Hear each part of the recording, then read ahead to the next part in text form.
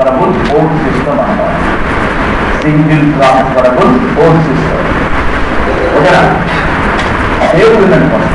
ఏక ఓటు బదిలీ పద్ధతి. మీరు ఆలోచన చేయాల్సింది ఏంటంటే ఎవరి ఓట్లని ఎవరికి బదిలీ చేస్తారు. మీరు రద్దు చేసుకోవాల్సిందండి. ఎవరి ఓట్లని ఎవరికి బదిలీ చేస్తారు ఒకటి. రెండు, ఏ ఓట్లను బదిలీ చేస్తారు? ఓట్లను బదిలీ చేస్తారంటే ఓట్లు బదిలీ చేస్తారని కాదు. ఎవరి ఓట్లను బదిలీ చేస్తారు, ఎవరికి బదిలీ చేస్తారు, ఏ ఓట్లను బదిలీ చేస్తారు? ఈ మూడు ప్రశ్నలు వేసుకుంటే మనకు దీనిపైన చాలా క్లారిటీ వస్తుంది. ఎవరి ఓట్లను బదిలీ చేస్తారంటే సపోజ్ ఏబిసి ఇలా పోటీ చేస్తున్నారు. ఇందులో సి అనే క్యాండిడేట్కు ప్రాధాన్యత ఓట్లలో తక్కువ ఓట్లు వచ్చినాయి. ఈ తక్కువ ఓట్లు వచ్చినప్పుడు ఇతన్ని పోటీ నుంచి తొలగిస్తారు. తొలగింపు పద్ధతి. తొలగించేటప్పుడు ఏం చేస్తారు? మీకు డైరెక్ట్గా జరిగిన అంశం చెప్తారు. 1969లో రాష్ట్రపతి ఎన్నికలు జరుగుతున్నాయి. వివి గిరి పోటీ చేసినాడు, నీలం సంజీవ్ రెడ్డి పోటీ చేసినాడు, సిడి దేశ్ముఖ్ పోటీ చేసినాడు. ఈ ముగ్గురు పోటీ చేసినప్పుడు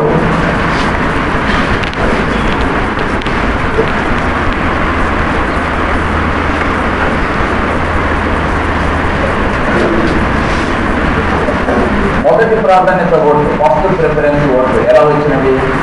వివి గిరి 44.3% ఓట్లు వచ్చినవి.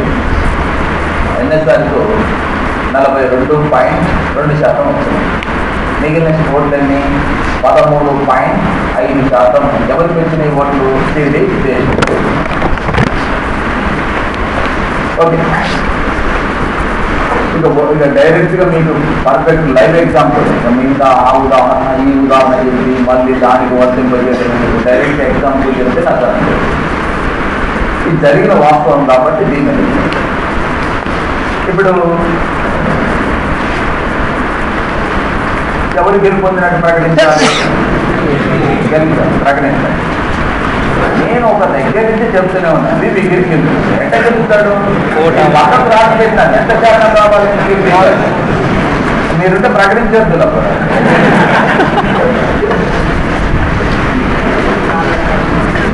మన ఉద్దేశంలో భారత రాష్ట్రపతి ఎన్నికైనా ప్రకటించాలంటే ఎంత శాతం కావాలి?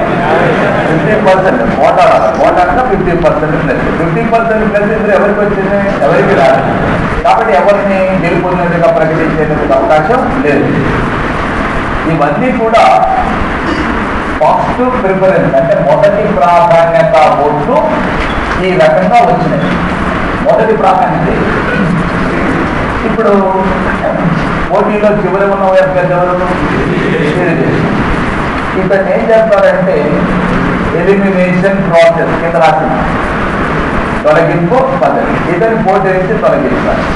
తొలగించేటప్పుడు ఇతడికి సంబంధించిన రెండవ ప్రాధాన్యత ఓట్లు ఎవరికి వేసి ఉంటారో ఆ ఓట్లని మొదటిలో ఉండేటటువంటి 1, 2 ఫస్ట్ పోటీ ఎవరి మధ్య జరుగుతుందో అంటే పోటీలో టాప్లో ఉండేటటువంటి ఇద్దరికి ఇతని రెండవ ప్రాధాన్యత ఓట్లని బదిలీ చేయాలి. పక్కన రెండవ ప్రాధాన్యత అంటున్నాను. ఆ పదాన్ని నింపాలి.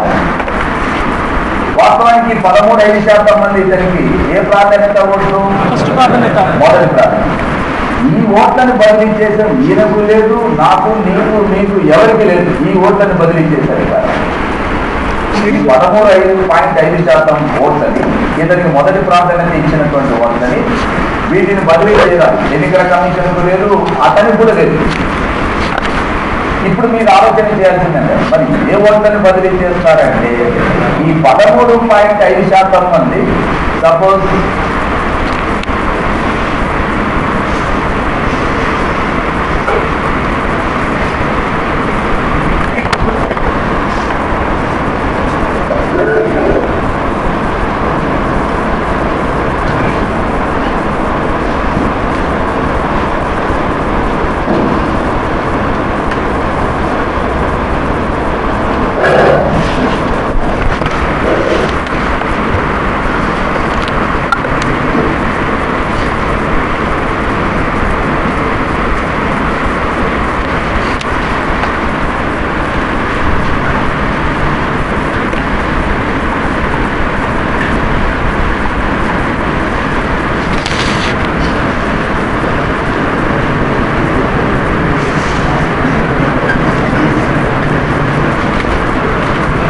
ఇప్పుడు ఇక రాసిన ఓట్లన్నీ కూడా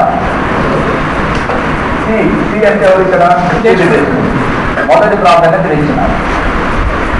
ఇలా మొదటి ప్రాధాన్యత ఇచ్చిన ఓట్లు ఎంతమంది వీళ్ళు 13.5. ఈ 13.5% కూడా మొత్తం కూడా మొదటి ప్రాధాన్యత సీడీ చేసుకుంటూ ఇచ్చినారు. రెండవ ప్రాధాన్యత ఎవరికి ఇస్తారు?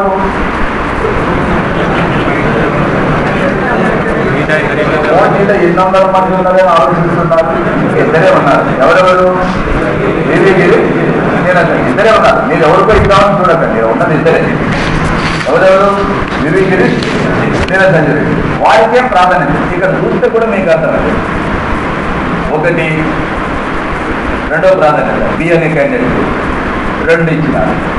ముగ్గురు రెండవ ప్రాధాన్యత ఎవరికి ఇచ్చినారు? వీరిగిరికి ముగ్గురు రెండవ ప్రాధాన్యతలు ఇచ్చినారు. నీలం సంజయ్ రెడ్డికి 2 రెండవ ప్రాధాన్యత ఇచ్చినారు. ఆ ఓట్లని బదిలీ చేస్తారు. అర్థమైందిగా?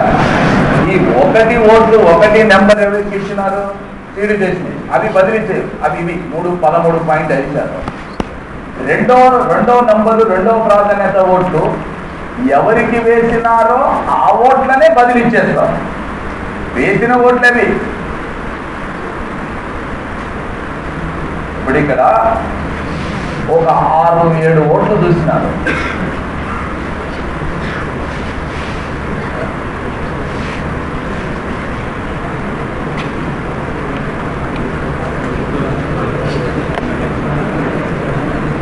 ఇవి మీకు ఏమర్థమవుతున్నవి? ప్రాధాన్యతలు సార్. ఓటేసేటప్పుడు ప్రతి వాడు ఓటేసే ప్రతి వ్యక్తి కూడా అందరికి ఓటేస్తున్నాడా? ఒక్కడికి ఓటేస్తున్నాడా? అందరికి ఓటు వేసేటప్పుడు అంటే జనరల్గా దేన్ని బట్టి ఓటేస్తున్నాడు? ప్రాధాన్యత, ప్రిఫరెన్స్.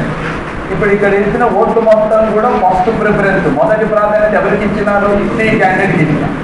సి క్యాండిడేట్కి ఇచ్చిన తర్వాత మొదటి ప్రాధాన్యత. రెండవ ప్రాధాన్యత ఎవరికి వేస్తారు? ఏ కానీ బి కానీ. ఏకు రెండవ ప్రాధాన్యత ఇచ్చిన ఓట్లు మొత్తం ఏ క్యాండిడేట్, బికి రెండవ ప్రాధాన్యత ఇచ్చిన ఓట్లు మొత్తం బి క్యాండిడేట్ బదిలీ చేస్తారు. వేసిన ఓట్ల బి కదా ఎలాగో చూస్తున్నాం.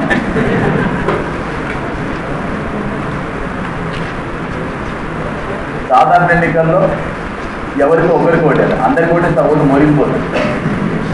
రాష్ట్రపతి ఎన్నికల్లో మొదటి ప్రాధాన్యత ఓటు ఎంతమంది ఓటు చేస్తే అంతమందికి ప్రాధాన్యతలో ఓట్ల ప్రకారం వేస్తారు. వేసినప్పుడు మొదటి ప్రాధాన్యత ఓట్లు ఎవరికైతే ఎక్కువ ఉంటాయో, ఇప్పుడు ఈ 44.3% మంది ఈ 1వ నెంబరు ఈయనకి ఇచ్చినటువంటి వాళ్ళు,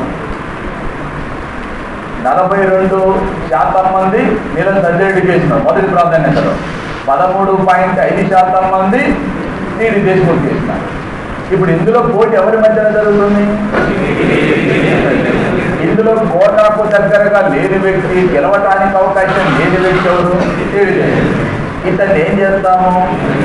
పోటీ నుంచి తొలగించేటప్పుడు ఏం చేస్తామంటే, ఇందులో వీళ్ళిద్దరిలో ఎవరికి కూడా కోటా రాలేదు కాబట్టి ఈ ఓట్లను పక్కకు పెడతాం. ఈ ఓట్లన్నీ తీసుకొని 13.5% మంది మొదటి ప్రాధాన్యత ఓట్లు సీడీ దేశ్ముఖ్ చేసినారు.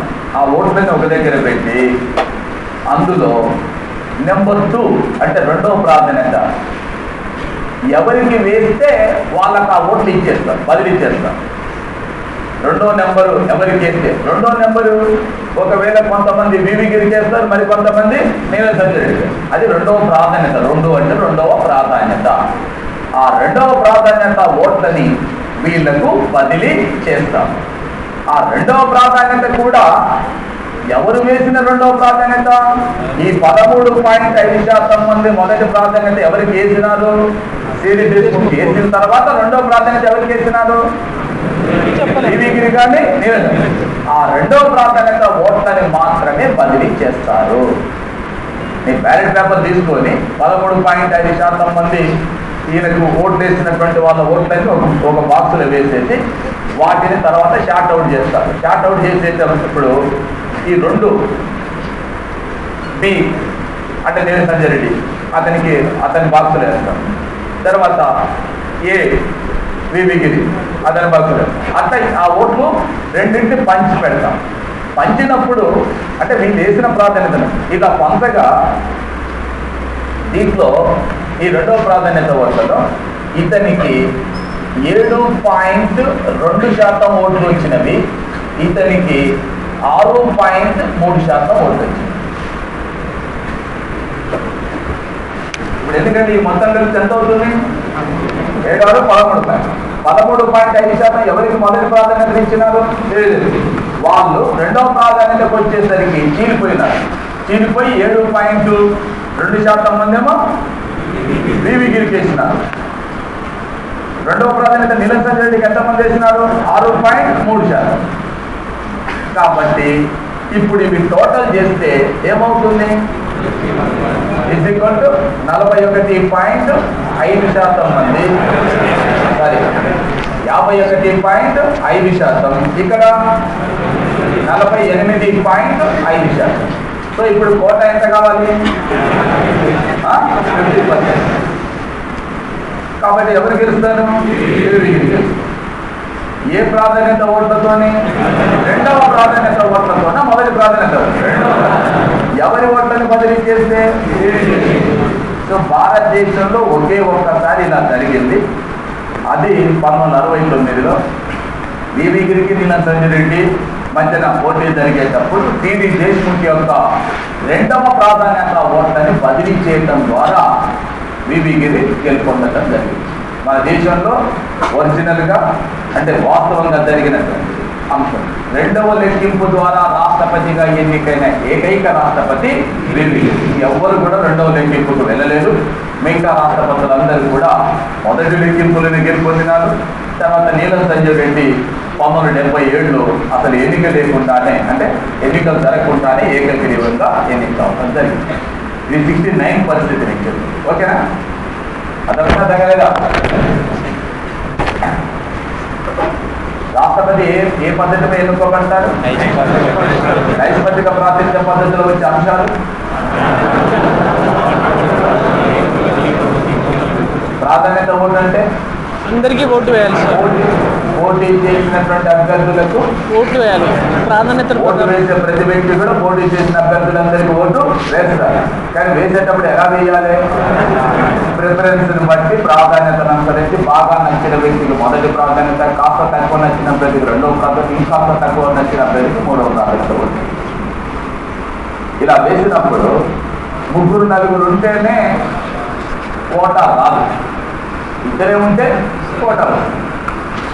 అయితే ఇక్కడ ఇంకొక అంశం ఏంటంటే కోటా అనగా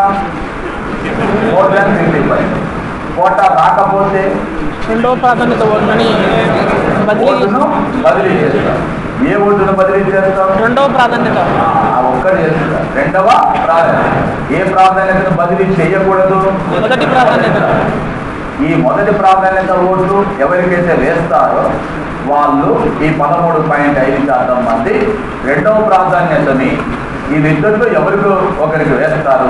ఆ వేసిన ఓట్లు ఎవరైతే ఉన్నారో వేసిన ఓట్లే, వీళ్ళు వేసిన ఓట్లే మొదటి ప్రాధాన్యత ఇతనికి ఇచ్చి రెండవ ప్రాధాన్యత నీలం సంజయ్ రెడ్డికి కానీ వివి గిరికి కానీ వేసిన ఓట్లని వాళ్ళకు బదిలీ చేస్తారు. ఆ బదిలీ చేసినప్పుడు ఓటా పూర్తయినటువంటి వ్యక్తి గెలుపొందినట్టుగా ప్రకటిస్తాము. భారతదేశంలో 1969లో జాకీర్ హుస్సేన్ చనిపోయిన తర్వాత భారత రాష్ట్రపతికి పదవికి జరిగిన ఎన్నికల్లో వీరిద్దరూ పోటీ చేస్తున్నారు. ఆ టైంలో ఈ సమస్య రావడం జరిగింది. ఎప్పుడు కూడా ఇలా జరగదు. రావడానికి కారణం కూడా ఏంటంటే ఇందిరాగాంధీ. యాక్చువల్గా నీలం సంజయ్ రెడ్డి తిరుగులేని మెజార్టీతో ఎన్నిక కావాలి. తిరుగులేని మెజార్టీతో నీలం సంజయ్ రెడ్డి ఎన్నిక కావాలి భారత రాష్ట్రపతి పదవికి. కానీ ఓడిపోయింది. కారణం ఏమిటి అంటే నీలం సంజయ్ రెడ్డి యాక్చువల్గా ఆ టైంలో కాంగ్రెస్ పార్టీకి కేంద్రంలో రాష్ట్రాలలో కూడా మంచి మెజారిటీ ఉంది. కాంగ్రెస్ పార్టీ అభ్యర్థిగానే పోటీ చేసినాడు. కానీ ఆయన ఓడిపోయాడు. ఎందుకని అంటే ఈయన నీలం సంజయ్ రెడ్డి, మొరార్జీ దేశాయ్, ఎస్కే పాటిల్, అతుల్య ఘోష్ ఇలాంటి వాళ్ళంతా కాంగ్రెస్ పార్టీలో మహామహులు. వీరు డైరెక్ట్గా నెహ్రూతోనే సాన్నిధ్యం కలిగినటువంటి వాళ్ళు. వీళ్ళు సీనియర్స్, కాంగ్రెస్ పార్టీలో ఉన్న సీనియర్స్, వీళ్ళెవరూ కూడా ఇందిరాగాంధీని లెక్క చేసే స్థితిలో లేరు. ఈమె మా ముందు ఎంత అప్పుడు నా ముందు నువ్వెంత బచ్చి అంటున్నారు. అట్లా ఇందిరాగాంధీని కూడా చిన్న చూపు చూసినప్పుడు ఈ నీలం సంజయ్ రెడ్డి రాష్ట్రపతి అయితే ఈ సీనియర్స్ అంతా కలిసి ఎప్పుడు నాకు కళ్ళొప్పి తీసుకొస్తారన్న ఉద్దేశంతో ఏం చెప్పింది, నీలం సంజయ్ రెడ్డి అటు పక్కన కూర్చున్నాడు, ఇందిరాగాంధీ పక్కన కూర్చుంది. పార్లమెంటరీ పార్టీ మీటింగ్ జరుగుతుంది. మొత్తం టోటల్గా పార్లమెంట్ సభ్యులు మొత్తం కాంగ్రెస్ పార్టీకి సంబంధించిన వాళ్ళంతా కూర్చున్నారు. ఇందిరాగాంధీ మాట్లాడేటప్పుడు ఏం మాట్లాడారు, ఫస్ట్ అభ్యర్థి నుంచి చెప్పుకున్నాను, నేను మీ అందరికీ తెలుసు కాంగ్రెస్ పార్టీ తరఫున రాష్ట్రపతి పదవి మీరంతా నాకు ఓటు వేయాలని కూర్చున్నాను.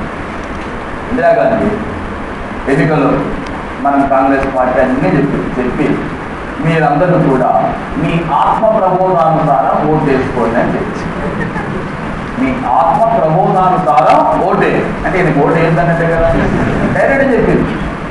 దాంతో కాంగ్రెస్ పార్టీలో యాక్చువల్గా నీలం సంజయ్ రెడ్డిని ప్రతిపక్షాన్ని నిలబెట్టింది రాష్ట్రపతిగా. ప్రతిపక్షాల చేత నిలబెట్టబడినటువంటి వివి గిరేమో గెలిచిండు. కాంగ్రెస్ పార్టీ చేత నిలబెట్టబడినటువంటి నీలం సంజయ్ రెడ్డి ఓడిపోయాడు. కారణం ఏంటంటే ఇందిరాగాంధీ ఆత్మ ప్రబోధానుసారం అనే పదం ఉపయోగించింది. అంటే మీకు నచ్చిన వాళ్ళకి ఓటు వేసుకోండి అని చెప్పింది. మీకు నచ్చిన వాళ్ళకి ఓటు వేస్తే నేను వేయొద్దన్నట్టే కదా, స్టేజ్ మీద కూర్చోబెట్టి చెప్పిన. సో అందువలన అప్పుడు ఈ సమస్య వచ్చింది, కానీ యాక్చువల్గా అలాంటి సమస్య వచ్చేటటువంటిది కాదు. సో మీరు భారత రాష్ట్రపతిని ఎన్నుకునేటప్పుడు వినియోగించేటటువంటి పద్ధతి నైష్పత్తిగా ప్రార్థించే పద్ధతి. ఈ పద్ధతి ప్రకారం అంటే రాష్ట్రపతి ఎన్నికల్లో రాష్ట్రపతిని ఎన్నుకునేటటువంటి పద్ధతి ఏ దేశంలో ఉండేది, ఐర్లాండ్లో ఉండేది. అదే పద్ధతిని భారతదేశం కూడా స్వీకరించలేదు. అయితే మనం ఈ ఎలక్టరల్ కాలేజీలో ఎవరెవరు సభ్యులుగా ఉంటారని చెప్పుకుంటున్నాం. ఎమ్మెల్యేలు నామినేటెడ్ సార్, నామినేటెడ్ పర్సన్స్ నామినేటెడా ఎలక్టెడ్ పద్ధతి ఎన్నికైనా సార్ లోక్సభలో ఎన్నికైనా రాష్ట్ర శాసన లోక్సభ విధానసభ దాంతోపాటు ఢిల్లీ పాండిచేరికి ఢిల్లీ పాండిచేరి ఎవరెవరు ఓటర్లు ఉంటారు దీంట్లో, లోక్సభ రాజ్యసభ ఎమ్మెల్యేలు ఎంపీలు అంటే ఇక్కడ మనకు మళ్ళా నామినేటెడ్ తెలివిందా లేదా మీకు డైరెక్ట్గా ఎమ్మెల్యేల యొక్క ఓటును కానీ ఎంపీ ఓటును కానీ డైరెక్ట్గా లెక్కించరు. రాష్ట్రపతి ఎన్నికల్లో ఓటు వేసినటువంటి ఓట్లని డైరెక్ట్గా లెక్కించరు. వాటికి విలువ కడతారు, విలువ కట్టి లెక్కిస్తారు. విలువ కట్టిన దాన్ని బట్టే లెక్కిస్తారు. మీరు అనొచ్చు విలువ కట్టడం ఏంటి అంటే విలువ కట్టాల్సి ఉంటుంది.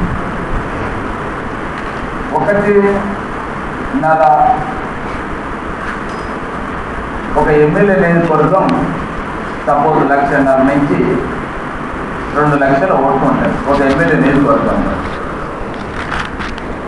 ఓకేనా, ఒక ఎమ్మెల్యే నియోజకవర్గంలో ఉండేటటువంటి ఓట్ల సంఖ్య ఇలా ఉంటుంది. ఇలాంటి ఎమ్మెల్యే సీట్లు 7 స్థానాలు కలిస్తే ఒక ఎంపీ స్థానం అవుతుంది. 7 ఎమ్మెల్యే సీట్లు కలిస్తే ఒక ఎంపీ స్థానం అవుతుంది.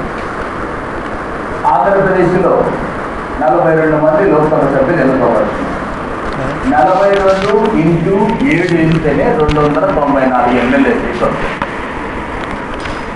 అంటే ఒక్కొక్క ఎంపీ నియోజకవర్గంలో ఎన్ని ఎమ్మెల్యే సీట్లు ఉంటుంది? 7 ఎమ్మెల్యే సీట్లు అంటే దీని ప్రకారం లెక్క చూస్తే కనీసం 13 లక్షల నుండి 15 లక్షల మంది ఓటర్ల చేత ఎన్నుకోబడేవాడు ఎంపీ. 1,00,000 2 లక్షల మధ్య ఎన్నుకోబడేటటువంటి వాడు ఎమ్మెల్యే. వీళ్ళిద్దరి ఓటుకు ఒకే విలువ కడతామా? సమస్య వేరే ఏం లేదు. చెప్తే చాలా తీవ్రంగా ఆలోచించాల్సిన ఏం లేదు, చాలా సింపుల్ అంటే చెప్తున్నాను. 10-15 లక్షల మంది ఓటర్ల చేత ఎన్నుకోబడేటటువంటి ఎంపీకి 1,00,000-1,50,000 మందికి ప్రాతినిధ్యం వహించేటటువంటి ఎమ్మెల్యే ఓటుకు ఒకే రకమైన విలువ కడతామంటే లేదు. కాబట్టి ఫస్ట్ ఏం చేస్తామంటే వీటి యొక్క ఓటు విలువను తీసుకుంటాం. ఎమ్మెల్యే ఓటు విలువ ఈజ్ ఈక్వల్ టు రాష్ట్ర జనాభాపై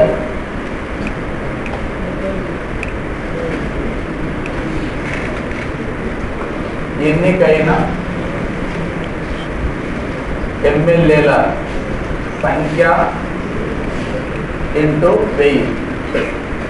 ఇది వేసేటటువంటి పద్ధతి. ఆ రాష్ట్ర జనాభాపై ఎమ్మెల్యేల సంఖ్య ఇంటూ 1000.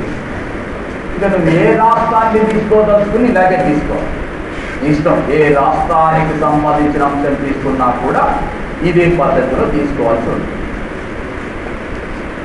ఏపీ అనుకో, ఏపీ ఎమ్మెల్యే ఓటు విలువ ఎన్నుకోలు ఏపీ రాష్ట్ర జనాభాపై ఏపీ ఎన్నికైన ఎమ్మెల్యేల సంఖ్య ఇంటూ 1000. యూపీ తీసుకోదలుచుకుంటే యూపీ ఎమ్మెల్యే ఓటు విలువ ఎన్నుకోలు యూపీ జనాభాపై యూపీ ఎమ్మెల్యేల సంఖ్య ఇంటూ 1000. నాగాలాండ్ ఎమ్మెల్యే ఓటు విలువ ఎన్నుకుంటూ నాగాలాండ్ జనాభాపై నాగాలాండ్ ఎన్నికైన ఎమ్మెల్యేల సంఖ్య. ఇదే ఉంటుంది, ఇదే సూత్రం అన్నమాట. ఎవరికైనా ఇదే సూత్రం.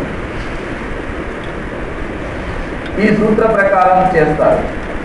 ఈ సూత్ర ప్రకారం చేసేటప్పుడు రాష్ట్ర జనాభా అంటున్నాం. రాష్ట్ర జనాభా అంటే కూడా ఒకటి ఉంది. ఆ జనాభా 1971 జనాభా. ఇప్పటి జనాభా కాదు. ఆ జనాభా తీసుకున్నప్పుడు ఏ జనాభా తీసుకుంటాం? 1971 జనాభా.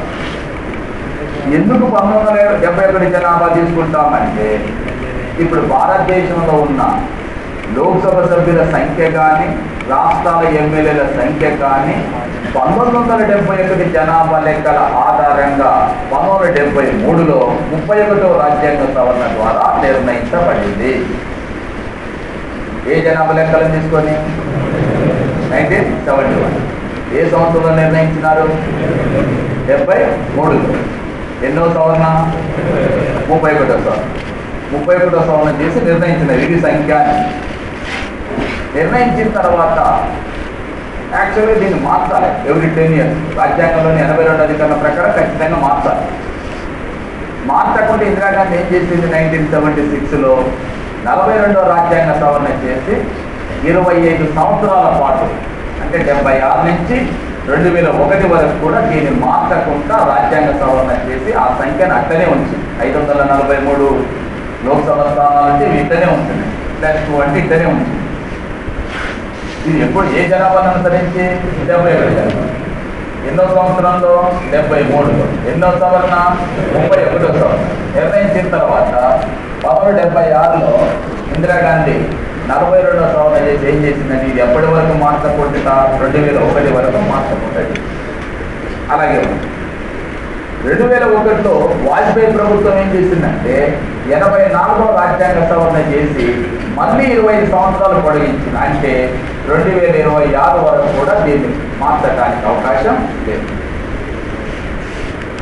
అర్థమైందా? అర్థం కాలేదు సరే గట్టిగా చెప్పండి. అర్థమైతే అర్థమైందని కానీ ఏదో చెప్పని. ఇప్పుడు ప్రస్తుతం మన దేశంలో ఎమ్మెల్యేల సంఖ్య కానీ ఎంపీల సంఖ్య కానీ 1971 జనాభా లెక్కల ఆధారంగా నిర్ణయించబడిన సంఖ్య. కాబట్టి ఎమ్మెల్యేలు ఎంపీల యొక్క ఓట్ల విలువను తీసుకునేటప్పుడు కూడా దానినే ఆధారం చేసుకొని తీసుకుంటాము. ఓకేనా? దీని దేంట్లో ఇంకా కొంచెం తర్వాత చెప్పిన తర్వాత అర్థం. ఫస్ట్ ఇదైతే గుర్తుంచుకోండి. ఎందుకు తీసుకుంటారు ఏమి జరిగేటటువంటి నేను కారణం చెప్పిన తీసుకున్నారా లేదనేది మీకు తర్వాత అర్థమైంది. దీని ప్రకారం చూస్తే అత్యధికంగా యూపీ ఎమ్మెల్యే ఓట్లు 280. ఓకేనా? అత్యధికంగా. ఇక తర్వాత మహారాష్ట్ర, గుజరాత్, తర్వాత జార్ఖండ్ ఇవన్నీ కూడా 174, 76, 175, 174 ఈ రేంజ్లో ఉంటాయి. 1-2 పాయింట్లు తేడా ఉంటాయి అంతే. మీరు అడగదు మరి వాస్తవానికి 73లో నిర్ణయించినారు. 73లో నిర్ణయిస్తే ఆ తర్వాత ఏర్పడిన రాష్ట్రాలు ఉన్నాయి కదా, అంటే కదా వచ్చే డౌట్ అదే రావాలి. మీరు రాకపోయినా నేను కల్పిస్తాను కదా, డౌట్ నేనే చెప్తా, అదే ఆన్సర్ కూడా ఇబ్బంది. తర్వాత రాష్ట్రాలు ఏర్పడింది, ఎందుకంటే అడగటం లేదు కదా, మీరు అడగకపోతే నేనే చెప్పాలి డౌట్. మీరు అలా చూస్తున్నారు, చెప్పండి చూస్తున్నారు, కరెక్ట్ చెప్తున్నా చెప్తారనుకుంటుందో లేకపోతే ఏదన్నా కదా. కొత్తగా రాష్ట్రాలు వచ్చినాయి, ఆ రాష్ట్రాల యొక్క ఎమ్మెల్యే ఓట్లను నిర్ణయించేటప్పుడు ఎట్లా అనే మీకు డౌట్. ఎట్లా లేదు లేకపోతే మీరేమో అంత ఇబ్బంది పడాల్సిన లేదు. ఏ రాష్ట్రంలోనైనా జనాభాను లెక్కించేటప్పుడు ఫస్ట్ గ్రామాన్ని, మండలాన్ని, జిల్లాని, తర్వాత రాష్ట్ర జనాభా, తర్వాత దేశ జనాభా వస్తుంది. నాకు తెలిసి ఇట్లనే లెక్కిస్తాను అనుకుంటున్నాను, అంతేనా? అయితే కొత్తగా ఏర్పడినటువంటి రాష్ట్రాలు ఇప్పుడు వేరే పాకిస్తాన్, బంగ్లాదేశ్ ఆ దేశాల నుంచి తీసుకొచ్చి ఏర్పడిన రాష్ట్రాలు ఇందులో నుంచి విభజించిన రాష్ట్రం ఛత్తీస్గఢ్ రాష్ట్రం. ఛత్తీస్గఢ్ రాష్ట్రాన్ని ఎక్కడి నుంచి వేరు చేసినారు? మధ్యప్రదేశ్ నుంచి వేరు చేసి 11 జిల్లాలను ఏర్పాటు చేసి వేరు చేసి 11 జిల్లాలను వేరు చేసి ఏ రాష్ట్రాన్ని ఏర్పాటు చేస్తున్నారు? ఛత్తీస్గఢ్. ఇప్పుడు ఆ 11 జిల్లాల జనాభా ఉంటుంది కదా, 1971లో కూడా ఆ 11 జిల్లాల జనాభా ఉంది కదా, ఆ జనాభాని తీసుకొని ఆ రాష్ట్ర ఎమ్మెల్యే ఓట్లుగా నిర్ణయిస్తారు. అర్థమైందా? కాబట్టి మీరు బాగా ఇబ్బంది పడాల్సింది ఏం లేదు, ఆ రకంగా నిర్ణయిస్తారు. ఓకేనా? ఒక రాష్ట్రం ఏర్పాటు చేసినప్పుడు దానికి సంబంధించినటువంటి ఎమ్మెల్యేల సంఖ్యను మాత్రమే పార్లమెంట్ అనేటటువంటిది నిర్ణయిస్తుంది. ఎమ్మెల్యేల సంఖ్య నిర్ణయించినప్పుడు కూడా నీకు ప్రజాప్రాతినిధ్య చట్టంలోనే దీని గురించి పేర్కొనబడింది. ప్రజాప్రాతినిధ్య చట్టంలో ఒక రాష్ట్ర ఎమ్మెల్యేల సంఖ్య 60కి తగ్గకుండా 500కు మించకుండా ఏర్పాటు చేయాలని చెప్పి ప్రజాప్రాతినిధ్య చట్టంలో నిర్ణయించినారు. కాబట్టి ఆ జనాభా, ఆ నిష్పత్తి వాటిని ఆధారం చేసుకొని నిర్ణయించడం జరుగుతుంది. ఒకవేళ ఏవైనా కొత్త రాష్ట్రాలు, కొత్తగా ఈ చట్టం ఎప్పుడో 1950లో ఏర్పాటు చేసిన చట్టం కాబట్టి దాంట్లో మార్పులు చేర్పులు చేసి ప్రజాప్రాతినిధ్య చట్టం అంటున్నాం. చట్టం అంటే ఎవరు చేస్తారు? పార్లమెంట్. దాంట్లో మార్పులు చేర్పులు చేసే అధికారం కూడా ఎవరికి ఉంటుంది? పార్లమెంట్. కాబట్టి దాంట్లో మార్పులు చేర్పులు చేసినా దాన్ని సవరించినా కూడా పార్లమెంటే సవరిస్తుంది. కాబట్టి ఆ జనాభాను ఆధారం చేసుకొని నిర్ణయించబడినటువంటి ఎమ్మెల్యేల సంఖ్యను అనుసరించి ఆయా రాష్ట్రాల యొక్క ఎమ్మెల్యే ఓట్ల విలువను నిర్ణయించడం జరుగుతుంది. ఇలా నిర్ణయించినప్పుడు సిక్కిం రాష్ట్రానికి అతి తక్కువగా కేవలం 7, అతి తక్కువగా. తర్వాత అరుణాచల్ ప్రదేశ్ 8, నాగాల్యాండ్ 9. ఆంధ్రప్రదేశ్ యొక్క ఎమ్మెల్యే ఓటు విలువ 148. ఓకేనా? ఇప్పుడు మీరు చెప్పండి, నేను చెప్పినటువంటి 171 జనాభా లెక్కలు అన్ని ఎందుకన్నానో మీకు అర్థం కావాలి. ఒకవేళ ఇప్పటికిప్పుడు మీరు ఆంధ్రప్రదేశ్ రాష్ట్ర జనాభా 2011 కదా సేకరించింది, 2012 రాష్ట్రపతి ఎన్నికలనే కదా, 2011లో ఈ జనాభా లెక్కల సేకరణ చేస్తే 8.5 కోట్ల మంది ఉన్నారు ఈ రాష్ట్రంలో. 294 ఎమ్మెల్యేలు అట్లనే ఉన్నారు. మరి వాస్తవంగా ఎమ్మెల్యే ఓటు విలువ ఎంత వస్తుంది? 8.5 కోట్లకు 294 ఇంటూ 1000 చేస్తే ఎంత వస్తుంది?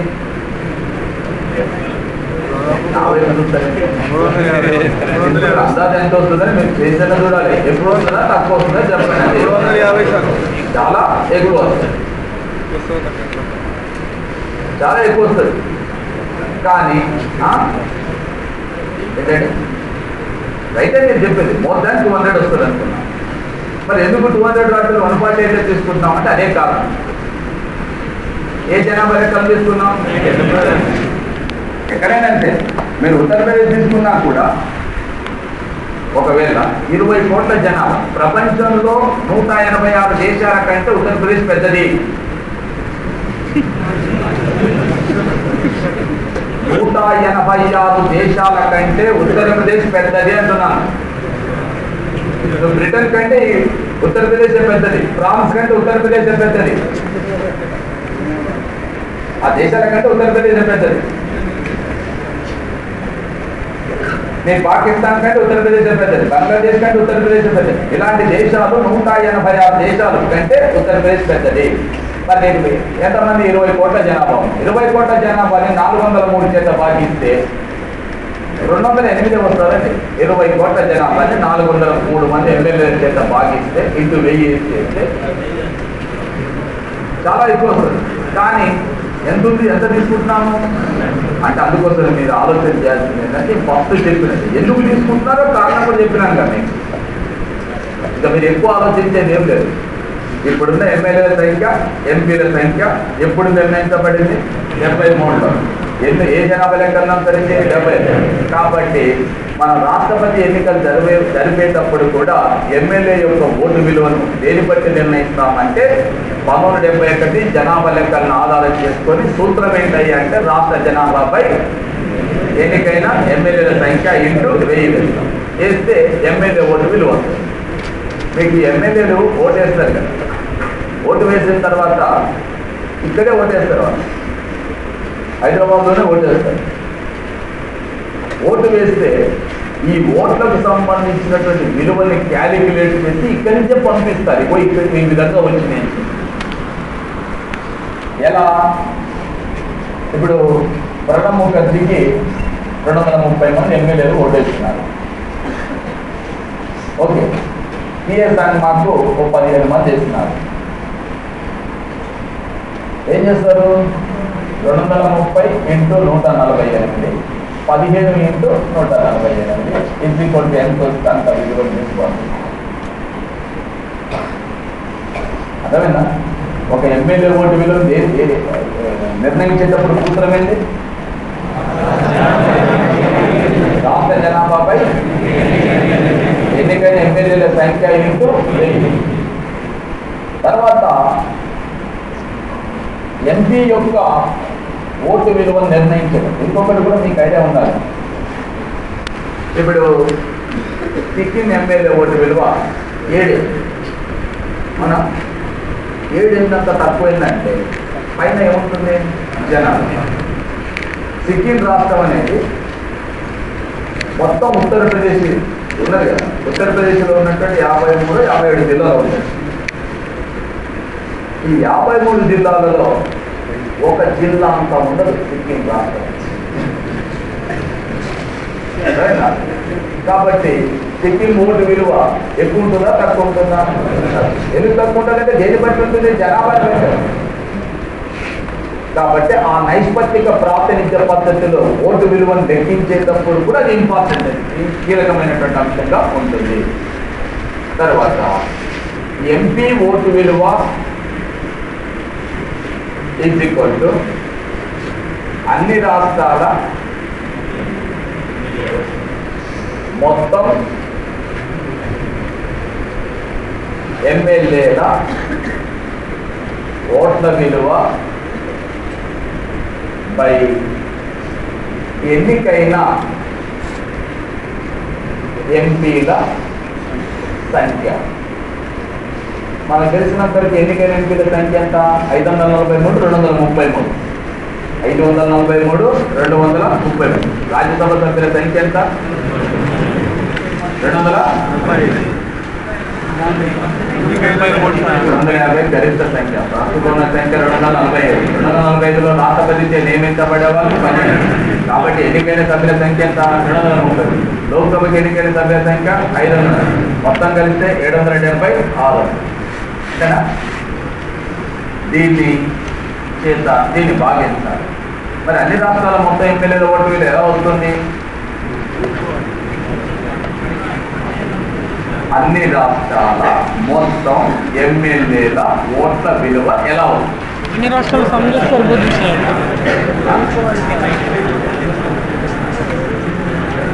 సరే, ప్రతి రాష్ట్రంలో ఎమ్మెల్యేలు ఓటు విలువ తీసుకుని అన్ని కూడా సరం చేయాలి.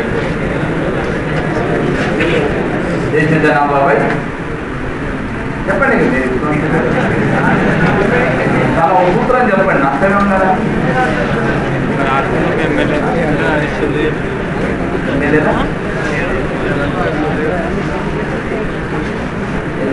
ఓట్ల వింటూ రాష్ట్రాల ఏ ఎమ్మెల్యే ఓటు విలువ తీసుకుంటాం అప్పుడు? ఇప్పుడు ఇలాగ 148 ఎట్లా వచ్చింది? 148 ఎమ్మెల్యే ఓటు విలువ అంటే ఇదే కదా అన్ని రాష్ట్రాలంటే 208 అట్లా అయ్యా. ఏపీదా 148 ఇంటూ మన ఏపీకి సంబంధించిన ఎమ్మెల్యేలకు ఓటు విలువ దేశ జనాభా అదే ఎట్లా ఒక్కరిది 148 అంటే దేశంలో ఎన్నికైన ఎమ్మెల్యేల సంఖ్య రాష్ట్ర జనాభా ఏంటో రాష్ట్ర జనాభా రాష్ట్ర ఎమ్మెల్యే ఓటు విలువ సంబంధించి 94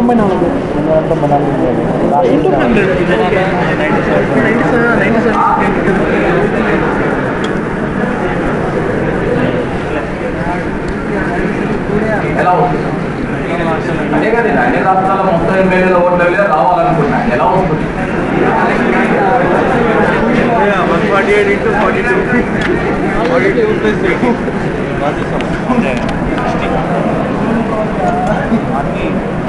రాష్ట్రాలంటున్నారు, కలపాలంటున్నారు. ఏం కలపాలని చెప్పండి. ఎలా 148 into 294 48 ఇంటూ 2 ఏం చెప్పింది మీరు అదే చెప్పండి. స్టేట్ అలా అన్ని స్టేట్లు సమ్ చేసి పెట్టాలి. by 776 ఆ విలువను కలపాలా? ఆల్వేస్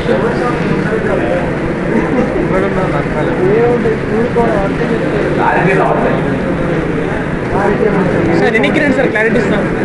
మీరు విషయం ఏంటంటే ఎక్కడికో వెళ్ళి ఏదో చెప్పాలని ప్రయత్నం చేస్తున్నారు కాబట్టి ఏం లేదు. ఎప్పుడైనా ఒక ఎమ్మెల్యే ఓటు విలువ ఎలా వస్తుంది?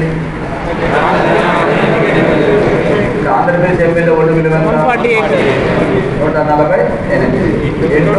148 ఎంతమంది ఎమ్మెల్యేలు ఉన్నాయి? 294 ప్లస్ ఉత్తరప్రదేశ్ ఎమ్మెల్యే ఓటు విలువ 208 అన్ని సీట్లు కలిపి ఎమ్మెల్యే ఓటు విలువ 32. అరుణాచల్ ప్రదేశ్ ఎమ్మెల్యే ఓటు విలువ 8 సార్ 42 60. నాగాలాండ్ ఎమ్మెల్యే ఓటు విలువ 72 కోట్లు వేసుకుంటారు. వీటన్నింటి ఏం చేయాలి? యాడ్ చేయాలా, సమ్ చేయాలా, మల్టిప్లై చేయాలి.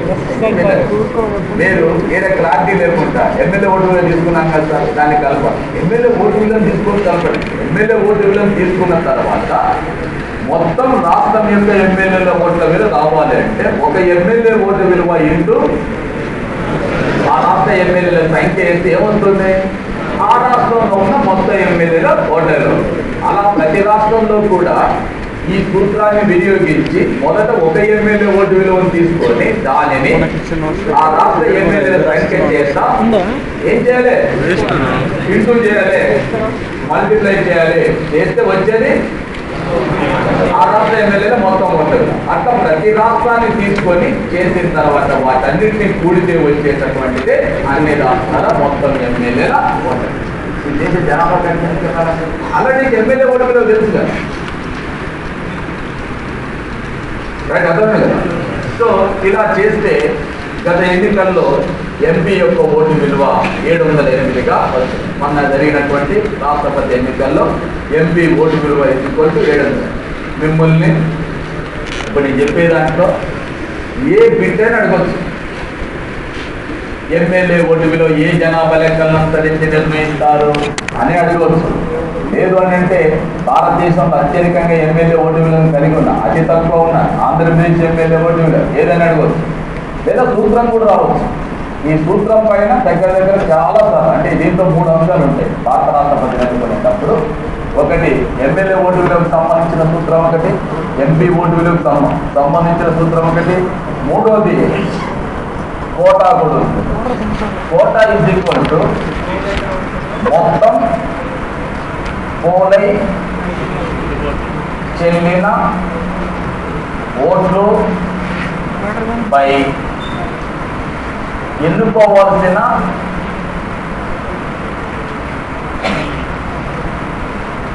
సభ్యుల సంఖ్య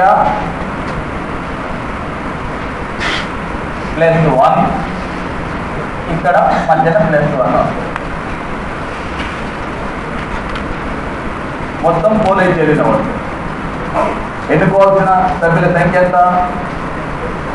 భారతదేశానికి ఎంతమంది రాష్ట్రపతులు ఉంటారంటే ఒక్కడే రాష్ట్రపతి ఉంటారు. 1+1 ఏమవుతుంది? 2 అవుతుంది.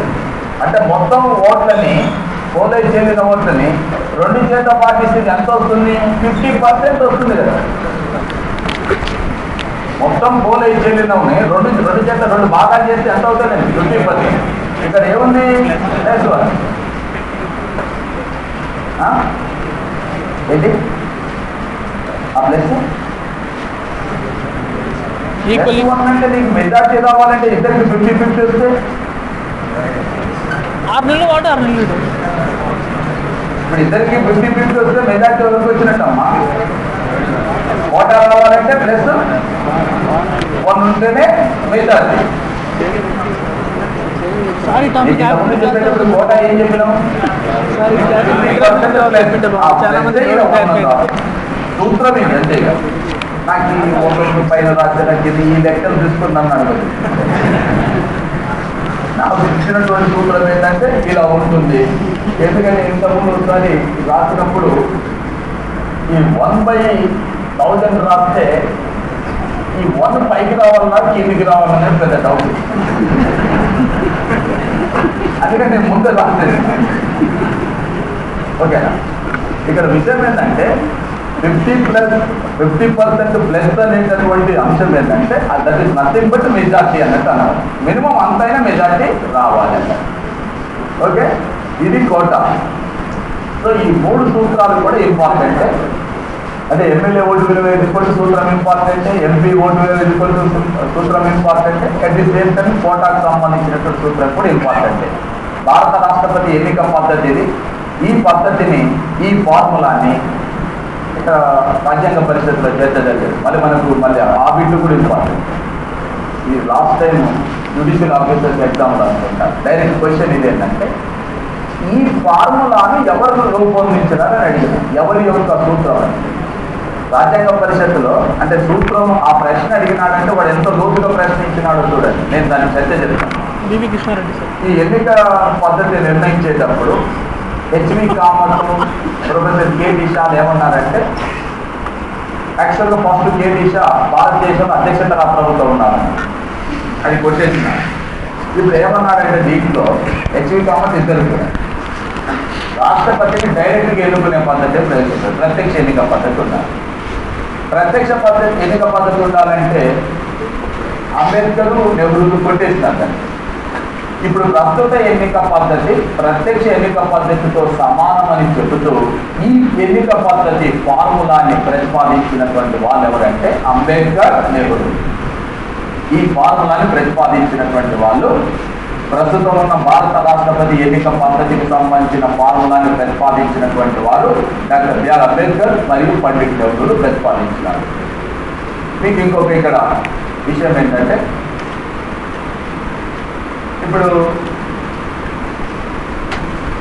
భారత రాష్ట్రపతి ఎన్నిక పద్ధతి మన సమాఖ్య విధానాన్ని తెలిపే అంశం కూడా ఎవరైనా చెప్తారా? ప్రస్తుతం ఉన్న భారత రాష్ట్రపతి ఎన్నిక పద్ధతి భారతదేశ సమాఖ్య విధానాన్ని తెలిపేటటువంటి అంశాలలో ఒక అంశం. ఎవరైనా చెప్పవచ్చు. ఎందుకని?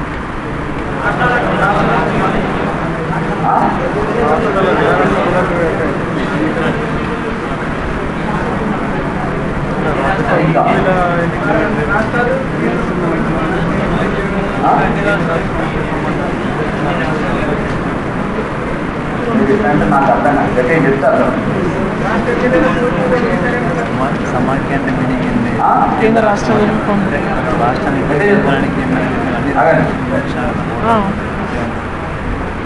కేంద్ర రాష్ట్రాలకు ప్రాధాన్యత ఇచ్చారు. ఇంకా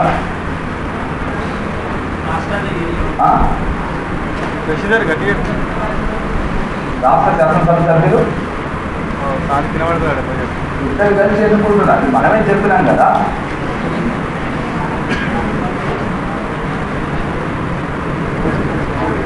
అది మనం చెప్పిందే. అది నేను ఇప్పుడు మన ఎలక్టోరల్ కాలేజ్ అంటే ఏం చెప్పినాం?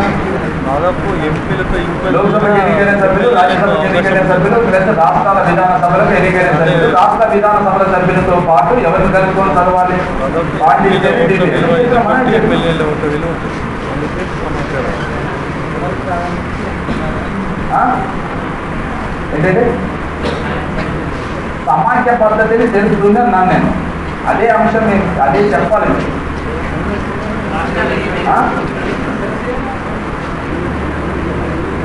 ఒకటే అక్కడ ఏం లేదు. చెప్పమ్మా. కేంద్ర రాష్ట్రాలకు సమానంగా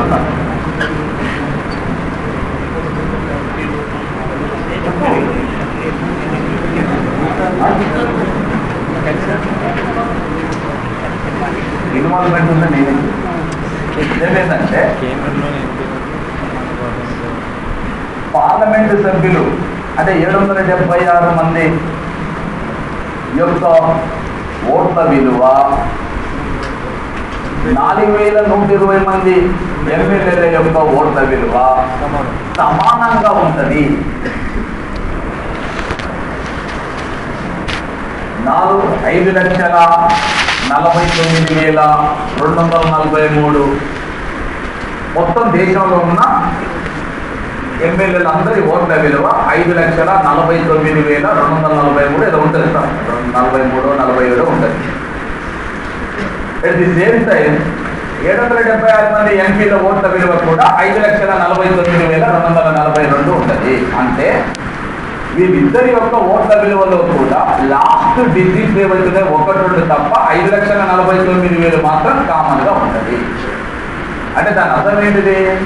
భారత రాష్ట్రపతిని ఎన్నుకునేటప్పుడు మీరు పాల్గొంటారని చెప్తున్నారు. అదే విషయం చెప్తారేమో చూస్తారు. మీరు చాలా సింపుల్ చూస్తున్నారు. బోర్డు మీదే ఉన్నది. మీరు చూడండి. 776 చేత ఏది భాగిస్తాము? అన్ని రాష్ట్రాల మొత్తం ఎమ్మెల్యేల ఓట్ల విలువని భాగిస్తాం. భాగిస్తే వచ్చింది ఎంత? 700. ఈ రెండింటిని గురిస్తే వచ్చేది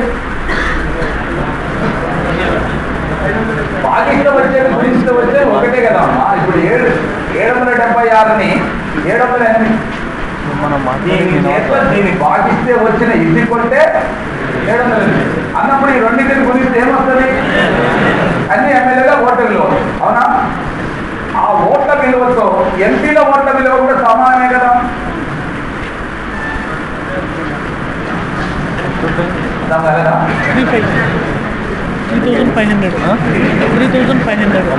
ఇప్పుడు 708 776 ఏమవుతుంది?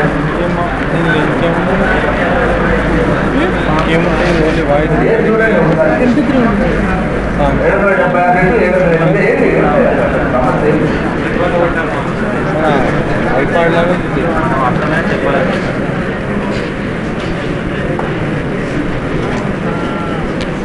ఎమ్మెల్యే ఓటు ఏం వేసుకోవాలా? అన్ని ఎమ్మెల్యేలు సంఖ్య లెక్క పెట్టిండు. 5,416 ఇప్పుడు 42 ఓటు విలువ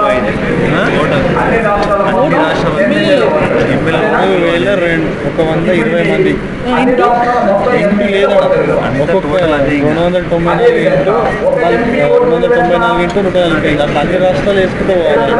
వాడు ఏంటంటే నీకు నాలెడ్జ్ 4,000 అంటే పైన ఉండేటటువంటి విలువ కింద ఉండేటటువంటి ఎంపీల ఓట్ల విలువ కూడా సమానంగా ఉంటుంది.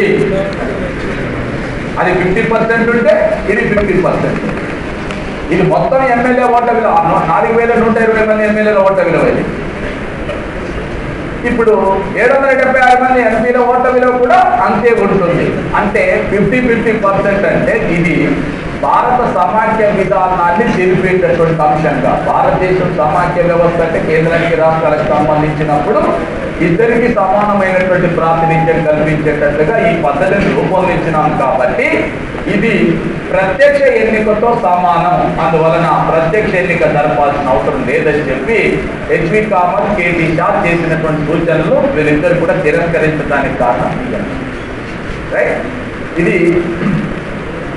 రాష్ట్రపతి యొక్క ఎన్నికకు సంబంధించినటువంటి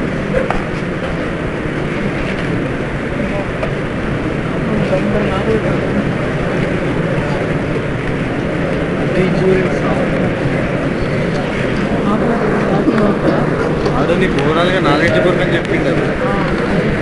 నెక్స్ట్ ఫిక్స్డ్ నంబర్ లేదు కదా.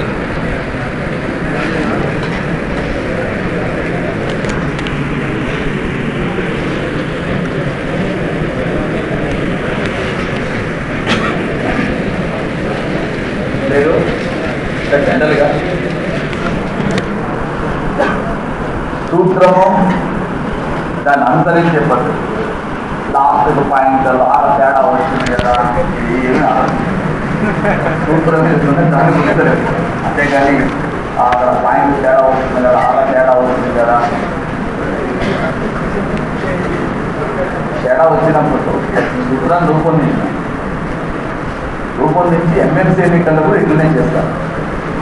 రాష్ట్రంలో ఎమ్మెల్సీ ఎన్నికలు జరిగేటప్పుడు ఇదే పద్ధతిని అనుసరిస్తారు. ఎమ్మెల్సీ ఎన్నికలు జరిగేటప్పుడు ఇదే పద్ధతిని అనుసరిస్తే చివరిగా ఉండేటటువంటి అభ్యర్థి ఓట్లని బదిలీ చేసినారు. తర్వాత ఉన్న అభ్యర్థి అందరినీ బదిలీ చేసుకుంటూ వచ్చినా కూడా ఈ బీఆర్టీయూ నాయకుడిగా మన ఎమ్మెల్సీగా ఉన్నటువంటి బి మోహన్ రెడ్డికి కోటా కంటే 200 ఓట్లు తక్కువగా ఉన్నాయి. అన్ని ఓట్లు బదిలీ చేసింది, ఏం లేవు. ఏం చేయాలి అంటే ఎన్నికల కమిషన్ చాలా స్పష్టంగా చెప్పింది ఏంటంటే, అన్ని ఓట్లను బదిలీ చేసిన తర్వాత ఇతర మార్గాలు లేనప్పుడు అందరికంటే ఎవరికి ఎక్కువ ఓట్లు ఉన్నాయో వాళ్ళకి గెలుపొందినట్టుగా ప్రకటించండి అని చెప్పి ప్రకటించింది. ఆయన 6 సంవత్సరాలు ఎమ్మెల్యేగా చేసింది. మీరేం ఇబ్బంది పడదు, రైట్? సో 56వ అధికరణ భారత రాష్ట్రపతి యొక్క పదవీ కాలాన్ని గురించి తెలియజేస్తుంది. వాస్తవంగా భారత రాష్ట్రపతి యొక్క పదవీ కాలం గురించి చెప్పేటప్పుడు రాజ్యాంగం కొంచెం గమ్మత్తుగా చెప్తుంది. ఏమన్నదంటే, భారత రాష్ట్రపతి తన పదవికి రాజీనామా చేయని ఎడల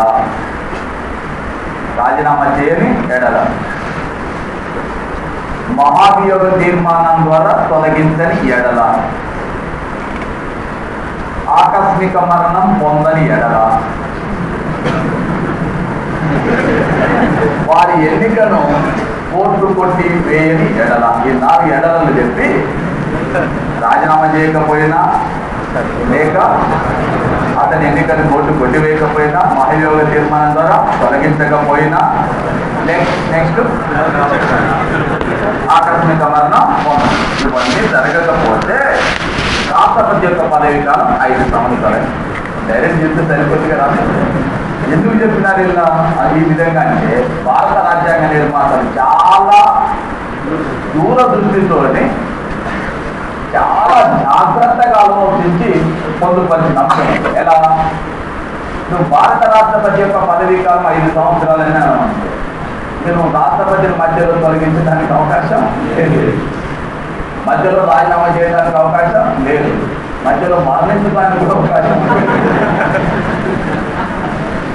ఆ ఉద్దేశం చాలా జాగ్రత్తగా, అంటే భారత రాష్ట్రపతి ఎన్నికకు సంబంధించిన వివాదాన్ని విచారించేటటువంటి అధికారం సుప్రీంకోర్టుకు ఉంటుంది. కాబట్టి విచారించే అవకాశం లేకుండా ఉంటుందేమో, దాన్ని ఆశ్రయించి తీసుకుంటారేమో, లేక మహాభియోగ తీర్మానం ద్వారా తొలగించే అవకాశం లేకుండా తీసుకుంటారేమో. ఇలాంటి అంశాలు చాలా ఉన్నాయన్నమాట.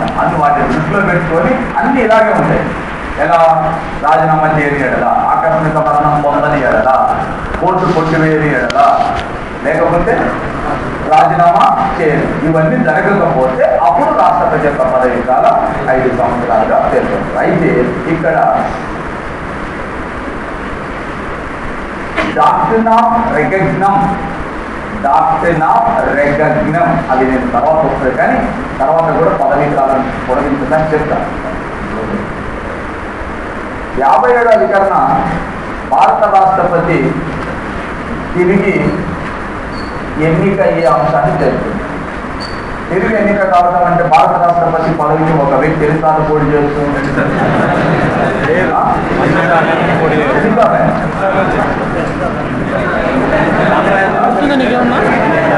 రాజ్యాంగంలో పొందుపరచలేదు సార్, రాజ్యాంగం పొందుపరచలేదు సార్. పొందుపరచలేదు కానీ ప్రకారంగా రాజేంద్ర ప్రసాద్ 2 years భారత రాష్ట్రపతి పదవికి పోటీ తిరిగి ఎన్నికయ్యేటప్పుడు ఎన్నిక కావద్దనే రాజ్యాంగంలో ఉంది. భారతదేశానికి రాష్ట్రపతిగా పనిచేసిన వాళ్ళల్లో 2 సార్లు చేసిన ఏకైక వ్యక్తి డాక్టర్ బాబు రాజేంద్ర. ఈయన 3వసారి కూడా ఎన్నిక కావాలన్నాడు. కానీ అయితే 1961లో అలహాబాద్ లా ఇన్స్టిట్యూట్కు అంటే దానికి ఇనాగ్రేషన్ చేసేటప్పుడు ఫౌండేషన్ వేసేటప్పుడు నెహ్రూ, రాజేంద్ర ప్రసాద్ వీళ్ళంతా స్టేజ్ మీద సుప్రీంకోర్టు ప్రధాన న్యాయమూర్తి అందరూ కూర్చున్నారు. రాజేంద్ర ప్రసాద్ వంతు వచ్చినప్పుడు ఆయన లేచి మాట్లాడారు. అప్పటికి నెహ్రూకు రాజేంద్ర ప్రసాద్కి మధ్యన పురపక్షాలు వచ్చినాయి, ఇద్దరి మధ్యన అభిప్రాయ భేదాలు వచ్చినాయి. స్ట్రాంగ్గా ఇద్దరి మధ్యన ఇక ఒక రకంగా అంటే చాలా అభిప్రాయ భేదాలు తీవ్రమైనవి. ఆ టైంలో రాజేంద్ర ప్రసాద్ ఉపన్యాసం ఆయన వంతు వచ్చినప్పుడు లేచి మాట్లాడుతూ ఏమన్నాడంటే, భారత రాష్ట్రపతి పదవికి అర్హులైనటువంటి అభ్యర్థులు లభించినప్పుడు, రాజ్యాంగం పైన అన్ని విషయాలపైన సమర్థులైనటువంటి వ్యక్తులు లభించినప్పుడు, ఒక వ్యక్తి ఎన్నిసార్లైనా కూడా ఆ పదవిని నిర్వహించేటటువంటి అవకాశం ఉండాలి. నేనున్నాను, మరొకసారైనా పోటీ చేస్తాను, అవకాశం ఉండదు. 2 సార్లు అనేటటువంటి అవసరం లేదని చెప్పాలనుకుని ఇదంతా చెప్పినాను. ఎవరు ఇంకా తెలియగలరు. నెహ్రూ వంతు రాగానే భారతదేశంలో రాష్ట్రపతి పదవిని ఏ వ్యక్తి అయినా కూడా 2 సార్ల కంటే ఎక్కువగా నిర్వహించకుండా ఆ సాంప్రదాయాన్ని పాటించాలని నేను కోరుకుంటున్నాను. అందరూ అలాగే పాటిస్తారని నేను కూడా అనుకుంటున్నాను అని ఇంకో హెచ్చరికలు.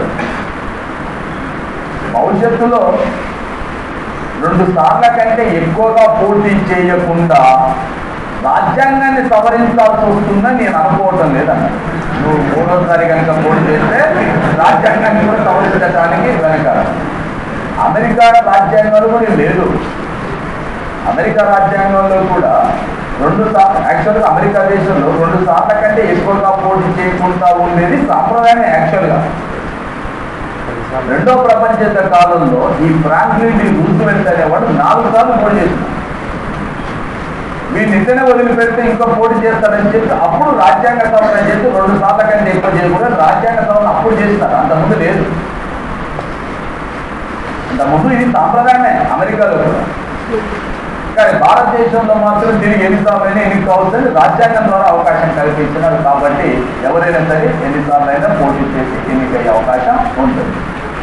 తర్వాత 58వ అధికరణ భారత రాష్ట్రపతికి పోటీ చేసేటటువంటి వ్యక్తి యొక్క అర్హతలు మరియు అనర్హతల గురించి తెలియజేస్తుంది.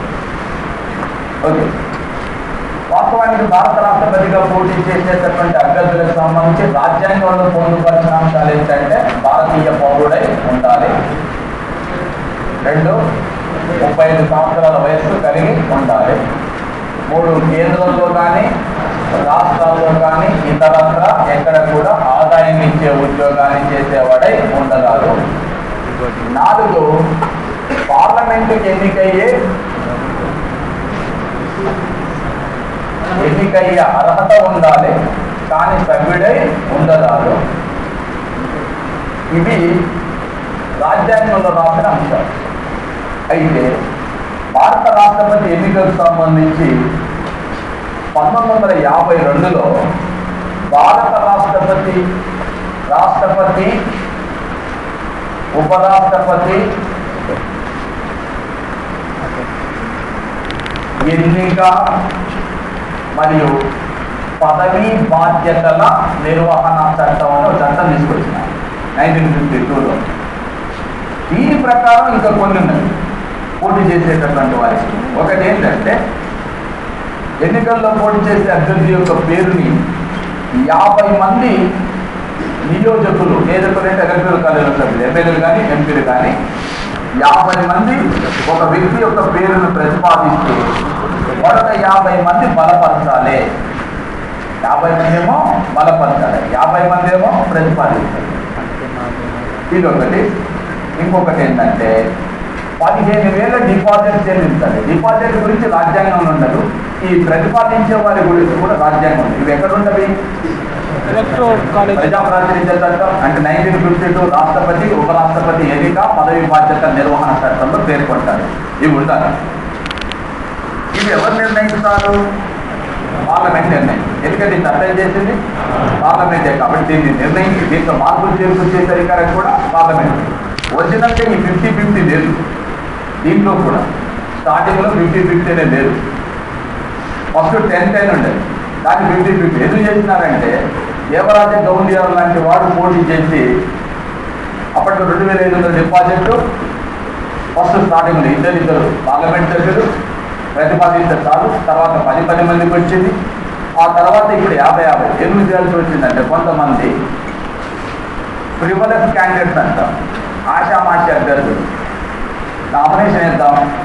దేవరాజ గౌండియార్ని అడిగినారు, ఎందుకు నువ్వు రాష్ట్రపతి ఏ రాష్ట్రపతిని వదిలిపెట్టలేదు, అందరికీ ఎందుకు పోటీ చేసినావంటే వాడు చెప్పింది ఏంటంటే 2500 డిపాజిట్ ఇచ్చినాం.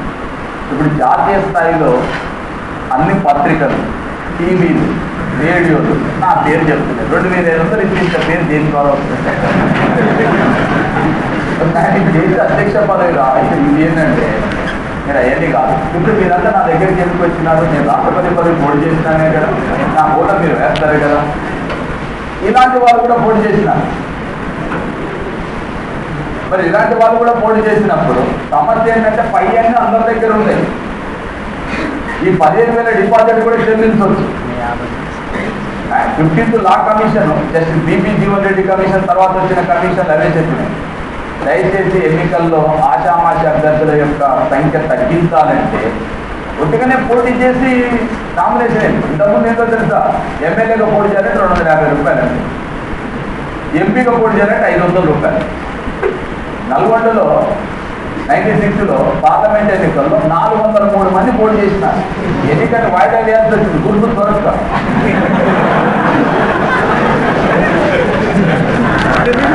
ఇదే చేస్తా అనుకుంటే నేను తర్వాత బెల్గాంలో 1000 మంది పోటీ చేసినారు.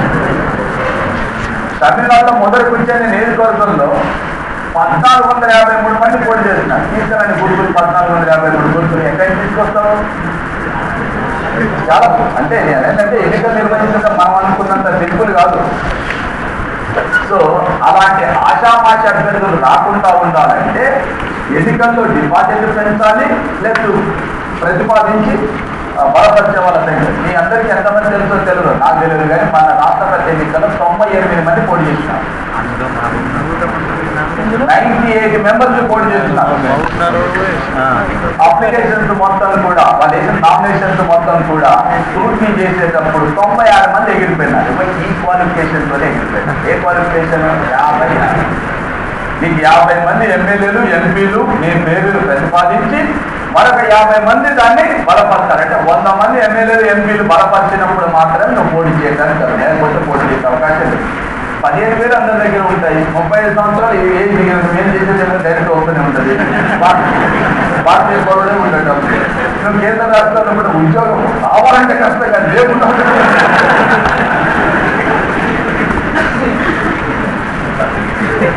తర్వాత పార్లమెంట్కి అర్హతనే కామన్గా ఉండేటటువంటి అంశాలు ఇది అన్నీ ఉంటాయి. కానీ 50-50 అనేది ఇది కొంచెం కష్టం కాబట్టి ఈ అర్హతలు అనేటటువంటి. మరి ఈ డిపాజిట్ మనకు తిరిగి ఎప్పుడు వెనక్కి వస్తుంది అంటే మొత్తం పోలై చెల్లిన ఓట్లలో 1/6 వంతు ఓట్లు నీకు వస్తేనేమో డిపాజిట్ తిరిగిస్తారు, లేకపోతే గాంధీ గారి ఖాతాలో అంటే గాంధీ గారి మళ్ళీ వచ్చేది లేదు, ఇచ్చేది అంటే ఓడకేసిన సున్నం ఎలాంటిదో ఈ డిపాజిట్ కూడా అలాంటిది. ఎప్పుడు 1/6 వంతు ఓట్లు రాను. అయితే నేను మీరు ఎందుకు అలా చెప్పినానంటే కావాలని ఉద్దేశపడుతుంది. ఎక్కడైనా ఇదే వర్తిస్తుంది, దేనికైనా ఇదే వర్తిస్తుంది. నువ్వు గ్రామ పంచాయతీ వార్డు సభ్యుడు, గ్రామ సర్పంచ్, ఎంపీటీసీ, జెడ్పీటీసీ, నువ్వు దేనికైనా ఇదే వర్తిస్తుంది. ప్రజల చేత ప్రత్యక్షంగా జరిగే ఎన్నికలకు సంబంధించిన ఏ ఎన్నికల్లోనైనా 1/6 వంతు ఓట్లను పొందిన వ్యక్తి మాత్రమే తిరిగి డిపాజిట్ మీద ఆశలు పెట్టుకోవాలి, లేకపోతే అవి రావు, వాయిదా వేసినట్టే రావు. ఇక వేరే ఏం చెప్పాల్సింది లేదు, మీకు ఈజీ కావాలి. అలా గుర్తుంటారన్న ఉద్దేశంతోనే నేను చెప్పేది ఈ పదాలని. ఓడకేసిన సున్నమైనా లేకపోతే గాంధీ గారి ఖాతా అయినా మీకు ఐడియా ఉండాలి. 1/6 దట్టాలి. నేను ఎప్పుడు ప్రతిసారి చెప్పాల్సింది ఏం లేదు. మీకు ఒకవేళ ఎమ్మెల్యే ఎన్నికల్లో పోటీ చేసినటువంటి అభ్యర్థి తిరిగి తన డిపాజిట్ను పొందాలంటే ఆ అభ్యర్థికి అంటే గెలుచుకోవాల్సిన పొందాల్సిన ఓట్ల సంఖ్య 1/6. ఎంపీకైనాదే ఎమ్మెల్యేకైనాదే దేనికైనా అదే వస్తుంది. రైటా? అందుకోసం నెక్స్ట్ 59వ అధికరణ భారత రాష్ట్రపతి యొక్క దేని గురించి జీతభత్యాల గురించి తెలియజేస్తుంది. భారత రాష్ట్రపతి యొక్క జీతభత్యాలని భారత పార్లమెంటు నిర్ణయిస్తుంది. ఓకే, ఎవరు నిర్ణయిస్తారో పార్లమెంటు నిర్ణయిస్తుంది. పార్లమెంటు నిర్ణయించేటప్పుడు పార్లమెంటులో ఎట్టి పరిస్థితులలో కూడా ఈ జీతభత్యాలపైన ఓటింగ్ పెట్టకూడదు. ఏ సభ్యుడు కూడా ఓటింగ్ పెట్టదు. ఓటింగ్ అంటే ఏం లేదు, ఈయనకి ఇంత జీతం అవసరమా, కొద్దిగా తగ్గించాలంటే 1,00,000 అవసరమా, ఇలాంటి తగ్గింపులు అలాంటివి చేసేటటువంటి అవకాశం లేదు. ఓటింగ్ పెట్టకూడదు, తగ్గించాలన్న ఉద్దేశంతో. ఒకటి. రెండవది, ఇవి ఐటీ పరిధి కిందికి రావు, ఇన్కమ్ ట్యాక్స్ పరిధి కిందికి రావు, ఓటింగ్ పెట్టడానికి అవకాశం లేదు. కేంద్ర సంఘటిత నిధి నుండి ఈ జీతభత్యాలు చెల్లించబడతాయి. కేంద్ర సంఘటిత నిధి నుండి చెల్లించబడతాయి. ఏ పరిస్థితులలో కూడా భారత రాష్ట్రపతి పదవిలో ఉన్నంత కాలం ఏ పరిస్థితులలో కూడా ఈ జీతభత్యాలు తగ్గించడానికి అవకాశం లేదు. జాతీయ ఆర్థిక అత్యవసర పరిస్థితి కాలంలో తగ్గించడానికి అవకాశం లేదు. ఏ టైంలో కూడా భారత రాష్ట్రపతి జీతభత్యాల్లో కూడా ఎలాంటి మార్పు చేయడానికి అవకాశం లేదు. భారత పార్లమెంటు నిర్ణయిస్తుంది. ఐటీ పరిధి దీనిపై ఓటింగ్ పెట్టడానికి అవకాశం లేదు. కేంద్ర సంఘటన నుంచి చెల్లిస్తారు. ఏ టైంలో కూడా తగ్గించడానికి అవకాశం లేదు. ప్రస్తుతం భారత రాష్ట్రపతి యొక్క నెలసరి వేతనం 1,50,000. దీంతో పాటు వీరికి ఢిల్లీలో ఉచిత నివాస భవన వసతి రాష్ట్రపతి భవన్ ఎడ్వర్డ్ స్టీవ్ లటియన్స్ అనేటటువంటి ఆయన దీని రూపకల్పన చేశారు. ఫస్ట్ టైం క్వశ్చన్ ఇచ్చేటప్పుడు పార్లమెంటు భవనానికి రూపకల్పన చేసిన వ్యక్తి ఎవరని అడిగినారు అంటే మనం రాష్ట్రపతి భవనానికి కూడా చెప్పుకోవాల్సిన అవసరం ఉంది. కాబట్టి ఎడ్వర్డ్ స్టీవ్ లటియన్స్ అనేటటువంటి ఆయన భారత రాష్ట్రపతి యొక్క భవనానికి రూపకల్పన చేసినాడు. దీనిని గతంలో వైస్ రీగల్ లాడ్జ్ పేరుతో పిలిచేటటువంటి వారు, వైస్ రీగల్ లాడ్జ్ అనే పేరుతో పిలిచేటటువంటి వారు ఇప్పుడు భారత రాష్ట్ర భవన్ గానే పేర్కొంటాం. ఇక దీంట్లో స్తంభాలు ఏమి ఉన్నాయి, దాని కొలతలేదు, నేనేం చెప్పను. ఎందుకంటే కొంతమంది గొప్ప విషయంగా చెప్పుకుంటున్నారు, చెప్పాల్సిన అవసరం లేదు. దాంట్లో ఎన్ని స్తంభాలు ఉన్నాయి, దాని కొలతలు, చుట్టూ పెట్టిన కొలతలు, ఎన్ని గదులు ఉన్నాయి, దాంట్లో ఏసీలు ఉన్నాయా లేవా, ఈ అవసరమా? ఏం అవసరం లేదు. ఒక భవనం దాన్ని ఎవరు నిర్మించినారు అంటే ఎవరు దానికి రూపకల్పన చేసినారు ఒకటి చెప్తే చాలు. నేను అదే చెప్తున్నాను. నెక్స్ట్ ఇంకొక అంశం ఏంటంటే ఈ రాష్ట్రపతికి హైదరాబాద్లో ఉన్నటువంటి బొల్లారంలో మరియు హిమాచల్ ప్రదేశ్ రాజధాని అయినటువంటి షిమ్లాలో, మన దగ్గరనేమో శీతాకాలంలో విడిది, అక్కడేమో వేసవి కాలంలో విడుదల ఉన్నాయి. తర్వాత భారత రాష్ట్రపతి రిటైర్ అయిన తర్వాత పదవి విరమణ చేసిన తర్వాత, ఎప్పుడు పదవి విరమణ చేసిన తర్వాత ఆనాటికి పొందుతున్నటువంటి జీతభత్యాలు ఏవైతే ఉన్నాయో దాంట్లో 50% పెన్షన్గా ఇవ్వాలని కూడా ఎంత పెన్షన్ ఇస్తారంటే 50%. తర్వాత రాష్ట్రపతికి సంవత్సరానికి జేబు ఖర్చు కింద 15,26,000 రూపాయలు ఇస్తారు. అది ఏ మూలం కూడా సరిపోదు. ఎందుకు సరిపోతుందంటే ఒకసారి మామూలుగా ఈ భారతదేశం అమెరికా అధ్యక్షుడు బారాక్ ఒబామా బిల్ క్లింటన్ ఒకసారి భారతదేశం వస్తే 2,000 మందితో వాడి వెంట మంది మార్గం అందరికీ వాళ్ళందరికీ ఒకసారి టీ పార్టీ ఇచ్చేది సరిపోతుంది. భారత రాష్ట్రపతి జేబు ఖర్చు అంటే జేబు ఖర్చు ఈ జేబు ఖర్చు కాదు. విదేశస్తులు ఎవరు వచ్చినా కూడా టీ పార్టీ ఏం ఏర్పాటు చేసినా కూడా భారతదేశం తరఫున ఆతిథ్యం ఇస్తున్నట్టు లెక్క రాష్ట్రపతి ఆతిథ్యం. ఓకే, నెక్స్ట్ భారత రాష్ట్రపతి యొక్క ప్రమాణ స్వీకారం ఎవరి సమక్షంలో ప్రమాణ స్వీకారం? సుప్రీంకోర్టు ప్రధాన న్యాయమూర్తి సమక్షంలో ప్రమాణ స్వీకారం చేస్తారు. సుప్రీంకోర్టు ప్రధాన న్యాయమూర్తి రాష్ట్రపతి. భారత రాష్ట్రపతి సుప్రీంకోర్టు ప్రధాన న్యాయమూర్తి సమక్షంలో ప్రమాణ స్వీకారం చేస్తారు. సుప్రీంకోర్టు ప్రధాన న్యాయమూర్తి ఎవరి సమక్షంలో? రాష్ట్రపతి. సుప్రీంకోర్టు ప్రధాన న్యాయమూర్తి రాజీనామా చేసి ఎవరికి ఇవ్వాలి? రాష్ట్రపతికి ఇవ్వాలి సార్. ఎవరికి ఇవ్వాలి? మరి రాష్ట్రపతి రాజీనామా చేసి ఉపరాష్ట్రపతికి మీరు వెంటనే అడిగితే అదే చెప్తారు. ఉపరాష్ట్రపతికి ఇవ్వాలి, సుప్రీంకోర్టు ప్రధాన న్యాయమూర్తికి ఇవ్వకూడదు. సరేనా? ఉపరాష్ట్రపతి ప్రమాణ స్వీకారం చేయాల్సింది రాష్ట్రపతి సమక్షంలో, రాజీనామా ఇవ్వాల్సింది కూడా రాష్ట్రపతి.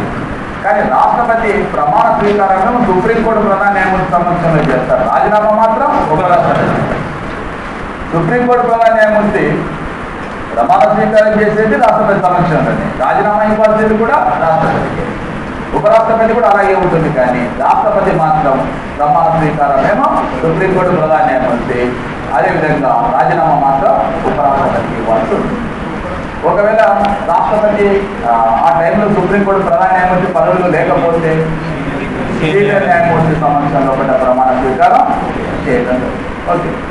తర్వాత భారత రాష్ట్రపతి యొక్క పదవి ఏ కారణం చేత ఖాళీ అయినా కూడా, ఏ కారణం చేతనైనా ఖాళీ కావచ్చు, అయితే 6 నెలల్లోగా రాష్ట్రపతి పదవికి ఎన్నికలు జరగాల్సి ఉంటుంది. 6 నెలల్లోగా రాష్ట్రపతి. అమెరికాకు భారతదేశానికి ఉన్న తేడా, అమెరికా దేశంలో 4 సంవత్సరాలకు ఒకసారి రాష్ట్రపతి అధ్యక్ష ఎన్నికలు జరుగుతాయి, మరి తర్వాత మధ్యలో జరగవు. అమెరికా అధ్యక్ష పదవి ఏ కారణం చేతన ఖాళీ అయితే, చనిపోయినా, రాజీనామా చేసినా, కోర్టు కొట్టేసినా, మాఫియాలో తీర్మానాలు తొలగించినా కూడా మళ్ళీ అధ్యక్ష ఎన్నికలు జరగవు. మరి ఎలా? ఉపాధ్యక్షుడే అధ్యక్షుడిగా వ్యవహరిస్తారు. ఉపాధ్యక్షుడే అధ్యక్షుడు. ఆ పదవి ఖాళీ ఏర్పడితే ప్రతినిధుల సభ, కాంగ్రెస్ సెనేట్ ఉంటుంది, ప్రతినిధుల సభ ఉంటుంది. ప్రతినిధుల సభ యొక్క స్పీకర్ అధిపతి అధ్యక్షుడిగా వ్యవహరిస్తారు. మరి ఆ పదవి ఖాళీ ఏర్పడితే సెనేటు, ప్రతినిధుల సభ కలిపి అమెరికా అధ్యక్షుడిని ఎన్నుకుంటారు తప్ప దేశంలో మళ్ళీ అంటే అధ్యక్ష ఎన్నికలు జరగదు. భారతదేశంలో అలా ఉండదు. భారతదేశ రాష్ట్రపతి పదవికి ఏ కారణం చేత ఖాళీ ఏర్పడినా కూడా 6 నెలల్లోగా ఖచ్చితంగా ఎన్నికలు నిర్వహిస్తారు. ఇకపోతే ఇక్కడే ఇంతకుముందు నేను చెప్తున్నాను మీకు విషయం ఏంటంటే, రాష్ట్రపతి పదవీ కాలం పూర్తి కావడానికంటే 15 డేస్ ముందు నుంచే రాష్ట్రపతి ఎన్నిక ప్రక్రియ ప్రారంభిస్తారు. అయితే రాష్ట్రపతి ఎన్నిక ప్రక్రియ ప్రారంభమైంది, ఇంకా పూర్తి కాలేదు, కానీ రాష్ట్రపతి పదవీ కాలం ముగిసింది.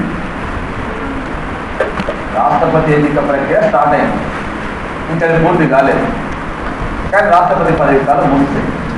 అలాంటి పరిస్థితులు ఉన్నప్పుడు రాష్ట్రపతి అంటే కొత్త రాష్ట్రపతి అధికారంలోకి వచ్చే వరకు కొంతకాలం పదవిలో కొనసాగటాన్ని డాక్ట్రిన్ ఆఫ్ రికగ్నిషన్ అంటారు. అర్థమైందా? Doctrine of recognition.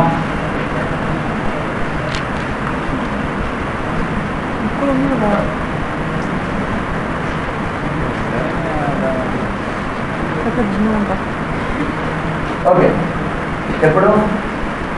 ఎప్పుడు కొనసాగొచ్చిందా? పదవీకాలం పూర్తయిన తర్వాత కూడా కొన్ని రోజులు కంటిన్యూ అవ్వచ్చు. ప్రక్రియ ప్రారంభమైంది, పూర్తి కాలేదు. ఈలోగా రాష్ట్రపతి పదవీ కాలం పూర్తయింది కాబట్టి అని దీన్ని రెనగ్నమన్నా రికగ్నమన్నా అదే. ప్రొనౌన్సియేషన్లో పలికేటప్పుడు రెనగ్నమన్నా రికగ్నమన్నా కూడా అదే. నెక్స్ట్ ఇంకొక అంశం ఏంటంటే, భారత రాష్ట్రపతి యొక్క ఎన్నికలకు సంబంధించిన ఉన్న వివాదాలు తలెత్తితే ఎవరు పరిష్కరిస్తారు అంటే సుప్రీంకోర్టు మాత్రమే పరిష్కరిస్తుంది. ఏమని? రాష్ట్రపతి ఎన్నికలకు సంబంధించిన వివాదాలు ఏ వచ్చినా కూడా సుప్రీంకోర్టే పరిష్కరిస్తుంది. ఓకే. అయితే ఈ ఎన్నికలకు సంబంధించిన వివాదాల గురించి 1957లో డాక్టర్ సరే అనేటటువంటి ఆయన ఈ ఎలక్టోరల్ కాలేజీలో కొన్ని ఖాళీలు ఉంటే, ఈ ఖాళీలు ఉన్నప్పుడు ఎన్నిక నిర్వహించవచ్చునా అనే అంశం పైన సుప్రీంకోర్టులో పిటిషన్ వేసినాడు. పిటిషన్ వేసినప్పుడు కొన్ని కొత్త అంశాలు ఇప్పుడు మనం తెలుసుకోవాలి. ఈ పిటిషన్ సంబంధించి సుప్రీంకోర్టు ఏమన్నదంటే, రాష్ట్రపతి ఎన్నిక ప్రక్రియ ప్రారంభమైంది. ఒకసారి రాష్ట్రపతి ఎన్నిక ప్రక్రియ ప్రారంభమైన తర్వాత ఆ విషయంలో సుప్రీంకోర్టు ఏ కోర్టు కూడా జోక్యం చేసుకునే అవకాశం ఉండదు. భారత రాజ్యాంగంలోని 329 అధికారం అదే చెప్తుంది. ఏమనంటే, ఎన్నిక ప్రక్రియ ప్రారంభమైన తర్వాత ఎన్నికల కమిషన్కు జ్యుడిషియల్ అధికారాలు సంక్రమిస్తాయి. న్యాయపరమైనటువంటి అధికారాలు కూడా ఎన్నికల కమిషన్ సందర్భం వచ్చినప్పుడు నేను మళ్ళీ మీకు ఎక్స్ప్లెయిన్ చేస్తున్నాను. దాంట్లో జోక్యం చేసుకోకూడదు. కాబట్టి ఇప్పుడు నేను నీ ఎన్నిక పిటిషన్ అంటే నీ పిటిషన్ నేను విచారిస్తాను. ఎన్నిక పూర్తయిన తర్వాత వెళ్తాను. వెళ్తే ఏమన్నాడంటే అసలు నువ్వెవరు, ఎందుకు వచ్చావు, ఏ విషయంపై నువ్వు పోటీ చేసిన అభ్యర్థివా, పోటీ చేసి ఓడిపోయి బాధితులువా, ఎన్నికలు ఏమైనా అక్రమాలు జరిగినాయని వచ్చినావా, లేదు.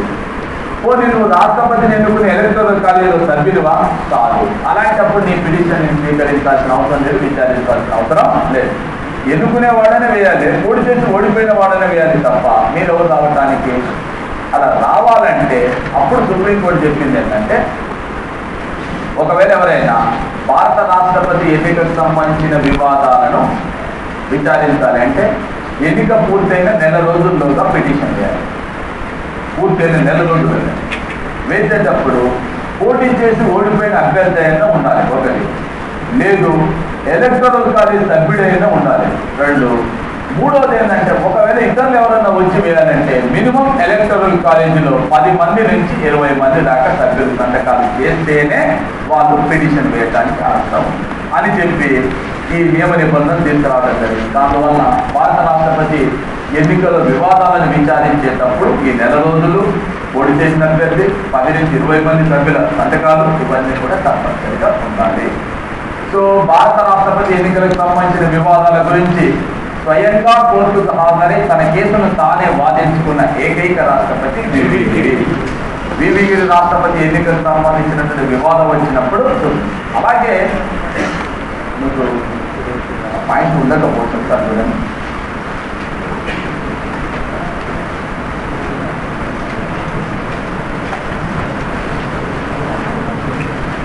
1974లో వినండి ఒక నిమిషం. 1974 గుజరాత్ శాసనసభ రద్దు అయింది కదా, అప్పుడు ఎన్నికలు వస్తాయి. ఎన్నికలు వచ్చినప్పుడు ఆ ఎన్నికలు నిర్వహించవచ్చునా నిర్వహించకూడదా అని చెప్పి భారత రాష్ట్రపతిగా ఉన్నటువంటి వివిగిరి సుప్రీంకోర్టు యొక్క న్యాయ సలహాను కోరినారు. కోరితే సుప్రీంకోర్టు ఏమన్నదంటే, అంటే జనరల్గా మనకు వచ్చే డౌట్ ఏంటంటే, ఒక రాష్ట్ర శాసనసభ రద్దు అయిందంటే ఆ రాష్ట్రానికి సంబంధించిన ఎమ్మెల్యేలు రాష్ట్రపతి ఎన్నికల్లో ఓటేసే అవకాశం ఉండదు. అందువలన మరి ఒక రాష్ట్ర శాసనసభ ఎన్నికల్లో ఓటేసే అవకాశం ఉన్నప్పుడు అసలు రాష్ట్రపతి ఎన్నిక నిర్వహించవచ్చునా, ఇది డౌట్. సో ఇలాంటి సమస్య ఎప్పుడైతే వచ్చిందో అప్పుడు భారత రాష్ట్రపతిగా ఉన్నటువంటి వివిగిరి సుప్రీంకోర్టు యొక్క న్యాయ సలహాన్ని కోరితే సుప్రీంకోర్టు ఏమన్నదంటే నిర్వహించవచ్చని చెప్పింది. ఎందుకు చెప్పింది సుప్రీంకోర్టు నిర్వహించవచ్చునని అంటే, ఇప్పుడు గుజరాత్ శాసనసభ రద్దు అయినది. ఒకవేళ గుజరాత్ శాసనసభకి ఎన్నికలు జరుపుతాము, గుజరాత్ శాసనసభ ఏర్పడుతుంది. ఈ లోపు ఉత్తరప్రదేశ్ శాసనసభ రద్దు అయితే అప్పుడు ఉత్తరప్రదేశ్ ఎన్నికలు జరిగే వరకు ఈ లోపు ఇంకొక రాష్ట్ర శాసనసభ రద్దు అయితే నీకు భారత రాజ్యాంగంలో 62వ అధికరణ ఏమంటుంది, రాష్ట్రపతి పదవి ఏ కారణం చేత ఖాళీ అయినా 6 నెలల ఎన్నికలు జరపాలండి. కాబట్టి ఒక రాష్ట్ర శాసనసభ రద్దు అయి ఉన్నంత మాత్రాన ఎన్నికలను వాయిదా వేయాల్సిన అవసరం లేదు, కొనసాగించవచ్చును అని చెప్పి సుప్రీంకోర్టు ఈ సందర్భంగా తీర్పును పెట్టండి. రైట్, అది రాయండి. 1974లో భారత రాష్ట్రపతి ఎన్నికల సందర్భంగా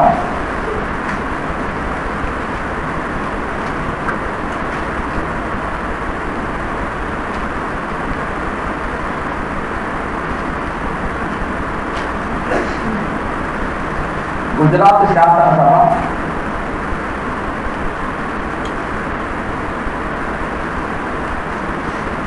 రద్దు గావించబడి ఉన్నందున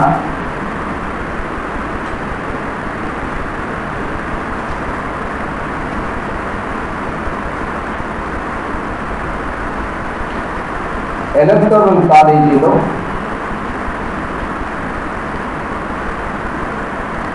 ఖాళీలు ఉన్నప్పుడు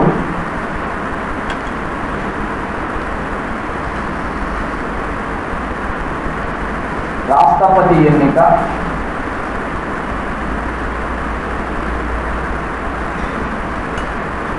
నిర్వహించవచ్చునా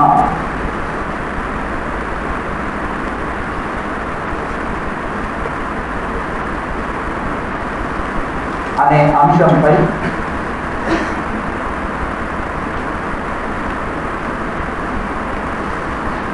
రాష్ట్రపతి వివి గిరి,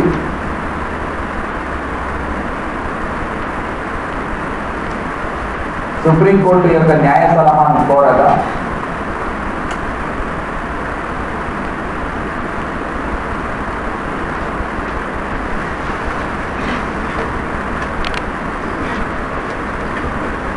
సుప్రీంకోర్టు ఎన్నికలు నిర్వహించవచ్చునని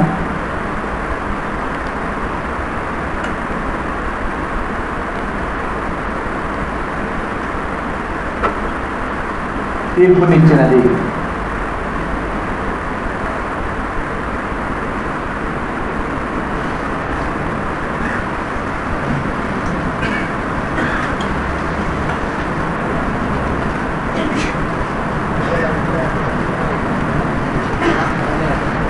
లాస్ట్ వన్, మహాభియోగ తీర్మానం.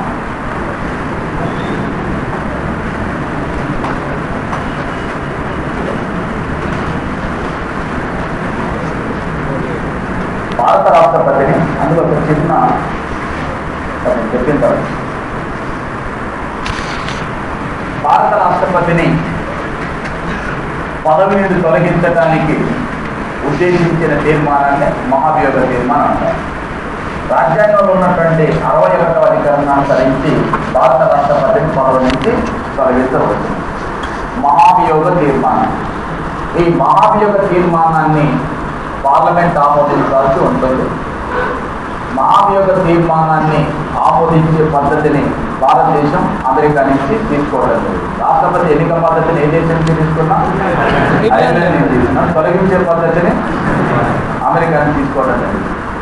భారత రాష్ట్రపతిని ఏ కారణం చేత పదవి నుంచి తొలగిస్తారు అనగా రాజ్యాంగ ధిక్కరణ, దేశద్రోహం,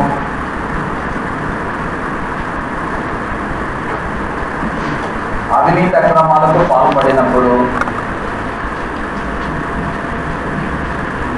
పైవన్నీ ఇందులో ఏది కాదు.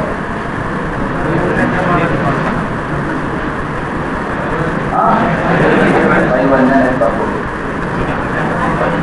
ఆప్షన్ సి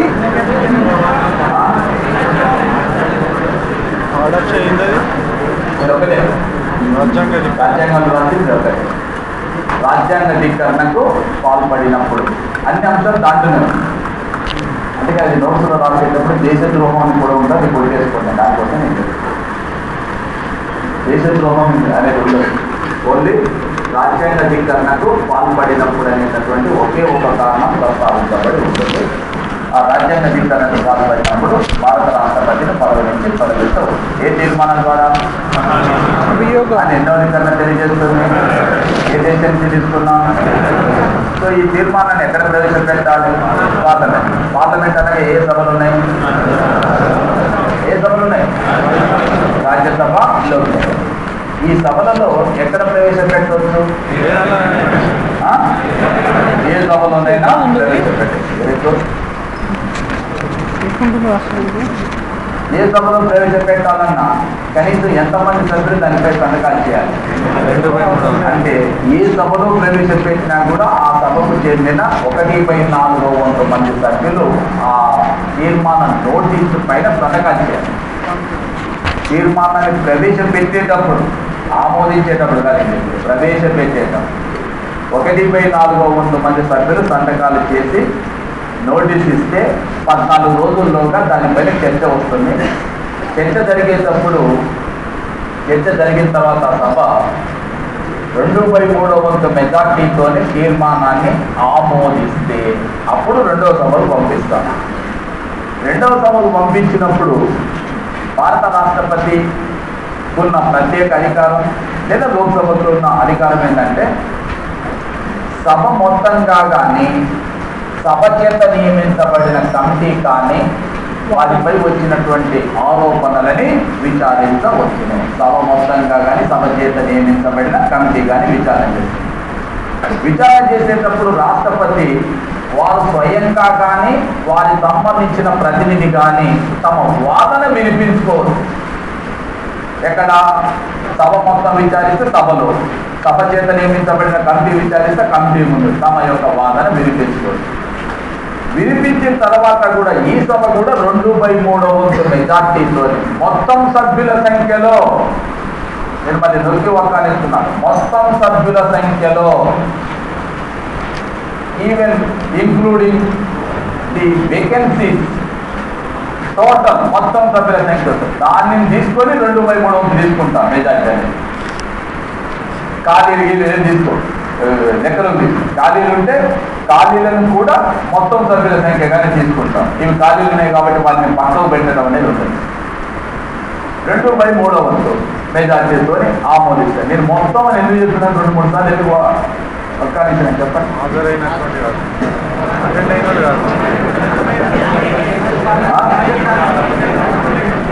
ఏంటంటే నామినేటెడ్ సభ్యులు కూడా రాష్ట్రపతిని తొలగించే మహాభియోగ తీర్మానంలో ఓటు వేయొచ్చు. ఎక్కడ ఓటు హక్కు లేదు, కానీ తొలగించేటప్పుడు ఓటు హక్కు ఉంటుంది. తర్వాత ఈ సభ కూడా 2/3 మెజార్టీతో ఆ తీర్మానాన్ని ఆమోదించినట్లయితే అప్పటి నుంచి భారత రాష్ట్రపతి పదవి నుంచి తొలగిపోవాల్సి ఉంది. ఓకే, ఒకవేళ లోక్సభలో ప్రవేశపెట్టి రాజ్యసభలో ప్రవేశపెట్టినా ఆమోదించినాం, లోక్సభకు వచ్చింది వేగిపోయింది. అప్పుడు నేను ముందే లోక్సభలో ప్రవేశపెట్టినా, లోక్సభ ఆమోదించింది, తర్వాత రాజ్యసభ పంపించినాం, రాజ్యసభలో వేగిపోయింది. అప్పుడు ఉభయ సభల సంయుక్త సమావేశాన్ని ఏర్పాటు చేయలేము, చేయకూడదు. ఆ తీర్మానం వీగిపోయినట్టుగానే భావిస్తాం. ఒకవేళ ముందే ప్రవేశపెట్టిన సభలోనే ఓడిపోతే తీర్మానం వీగిపోయినట్టుగా భావించి రెండో సభకు పంపాల్సిన అవసరం లేదు. ఎందుకంటే ఆ సభ ఆమోదించినప్పుడు ఒరిగేదేమీ లేదు. కాబట్టి 2 సభలు ఖచ్చితంగా 2/3 మెజార్టీతో ఆమోదించినప్పుడు మాత్రమే రాష్ట్రపతి పదవి నుంచి తొలగిపోవాల్సి ఉంది. రైట్. ఇందులో ఇప్పటి వరకు భారతదేశంలో ఎంతమంది రాష్ట్రపతిని ఇలా తొలగించినాం? పోనీ ఏ రాష్ట్రపతి పైన తీర్మానం ప్రవేశపెట్టారా? వివి పైన ప్రవేశపెట్టినారు, కానీ తర్వాత కాలంలో విరమించుకున్నారు. కాబట్టి దీనిపైన ఓటింగ్ జరగా ఇది భారత రాష్ట్రపతి యొక్క ఎన్నిక, పదవీ కాలం, తొలగింపు, జీతభత్యాలు, ప్రమాణ స్వీకారం, పదవీ కాలం, తిరిగి గవర్నర్. రైట్.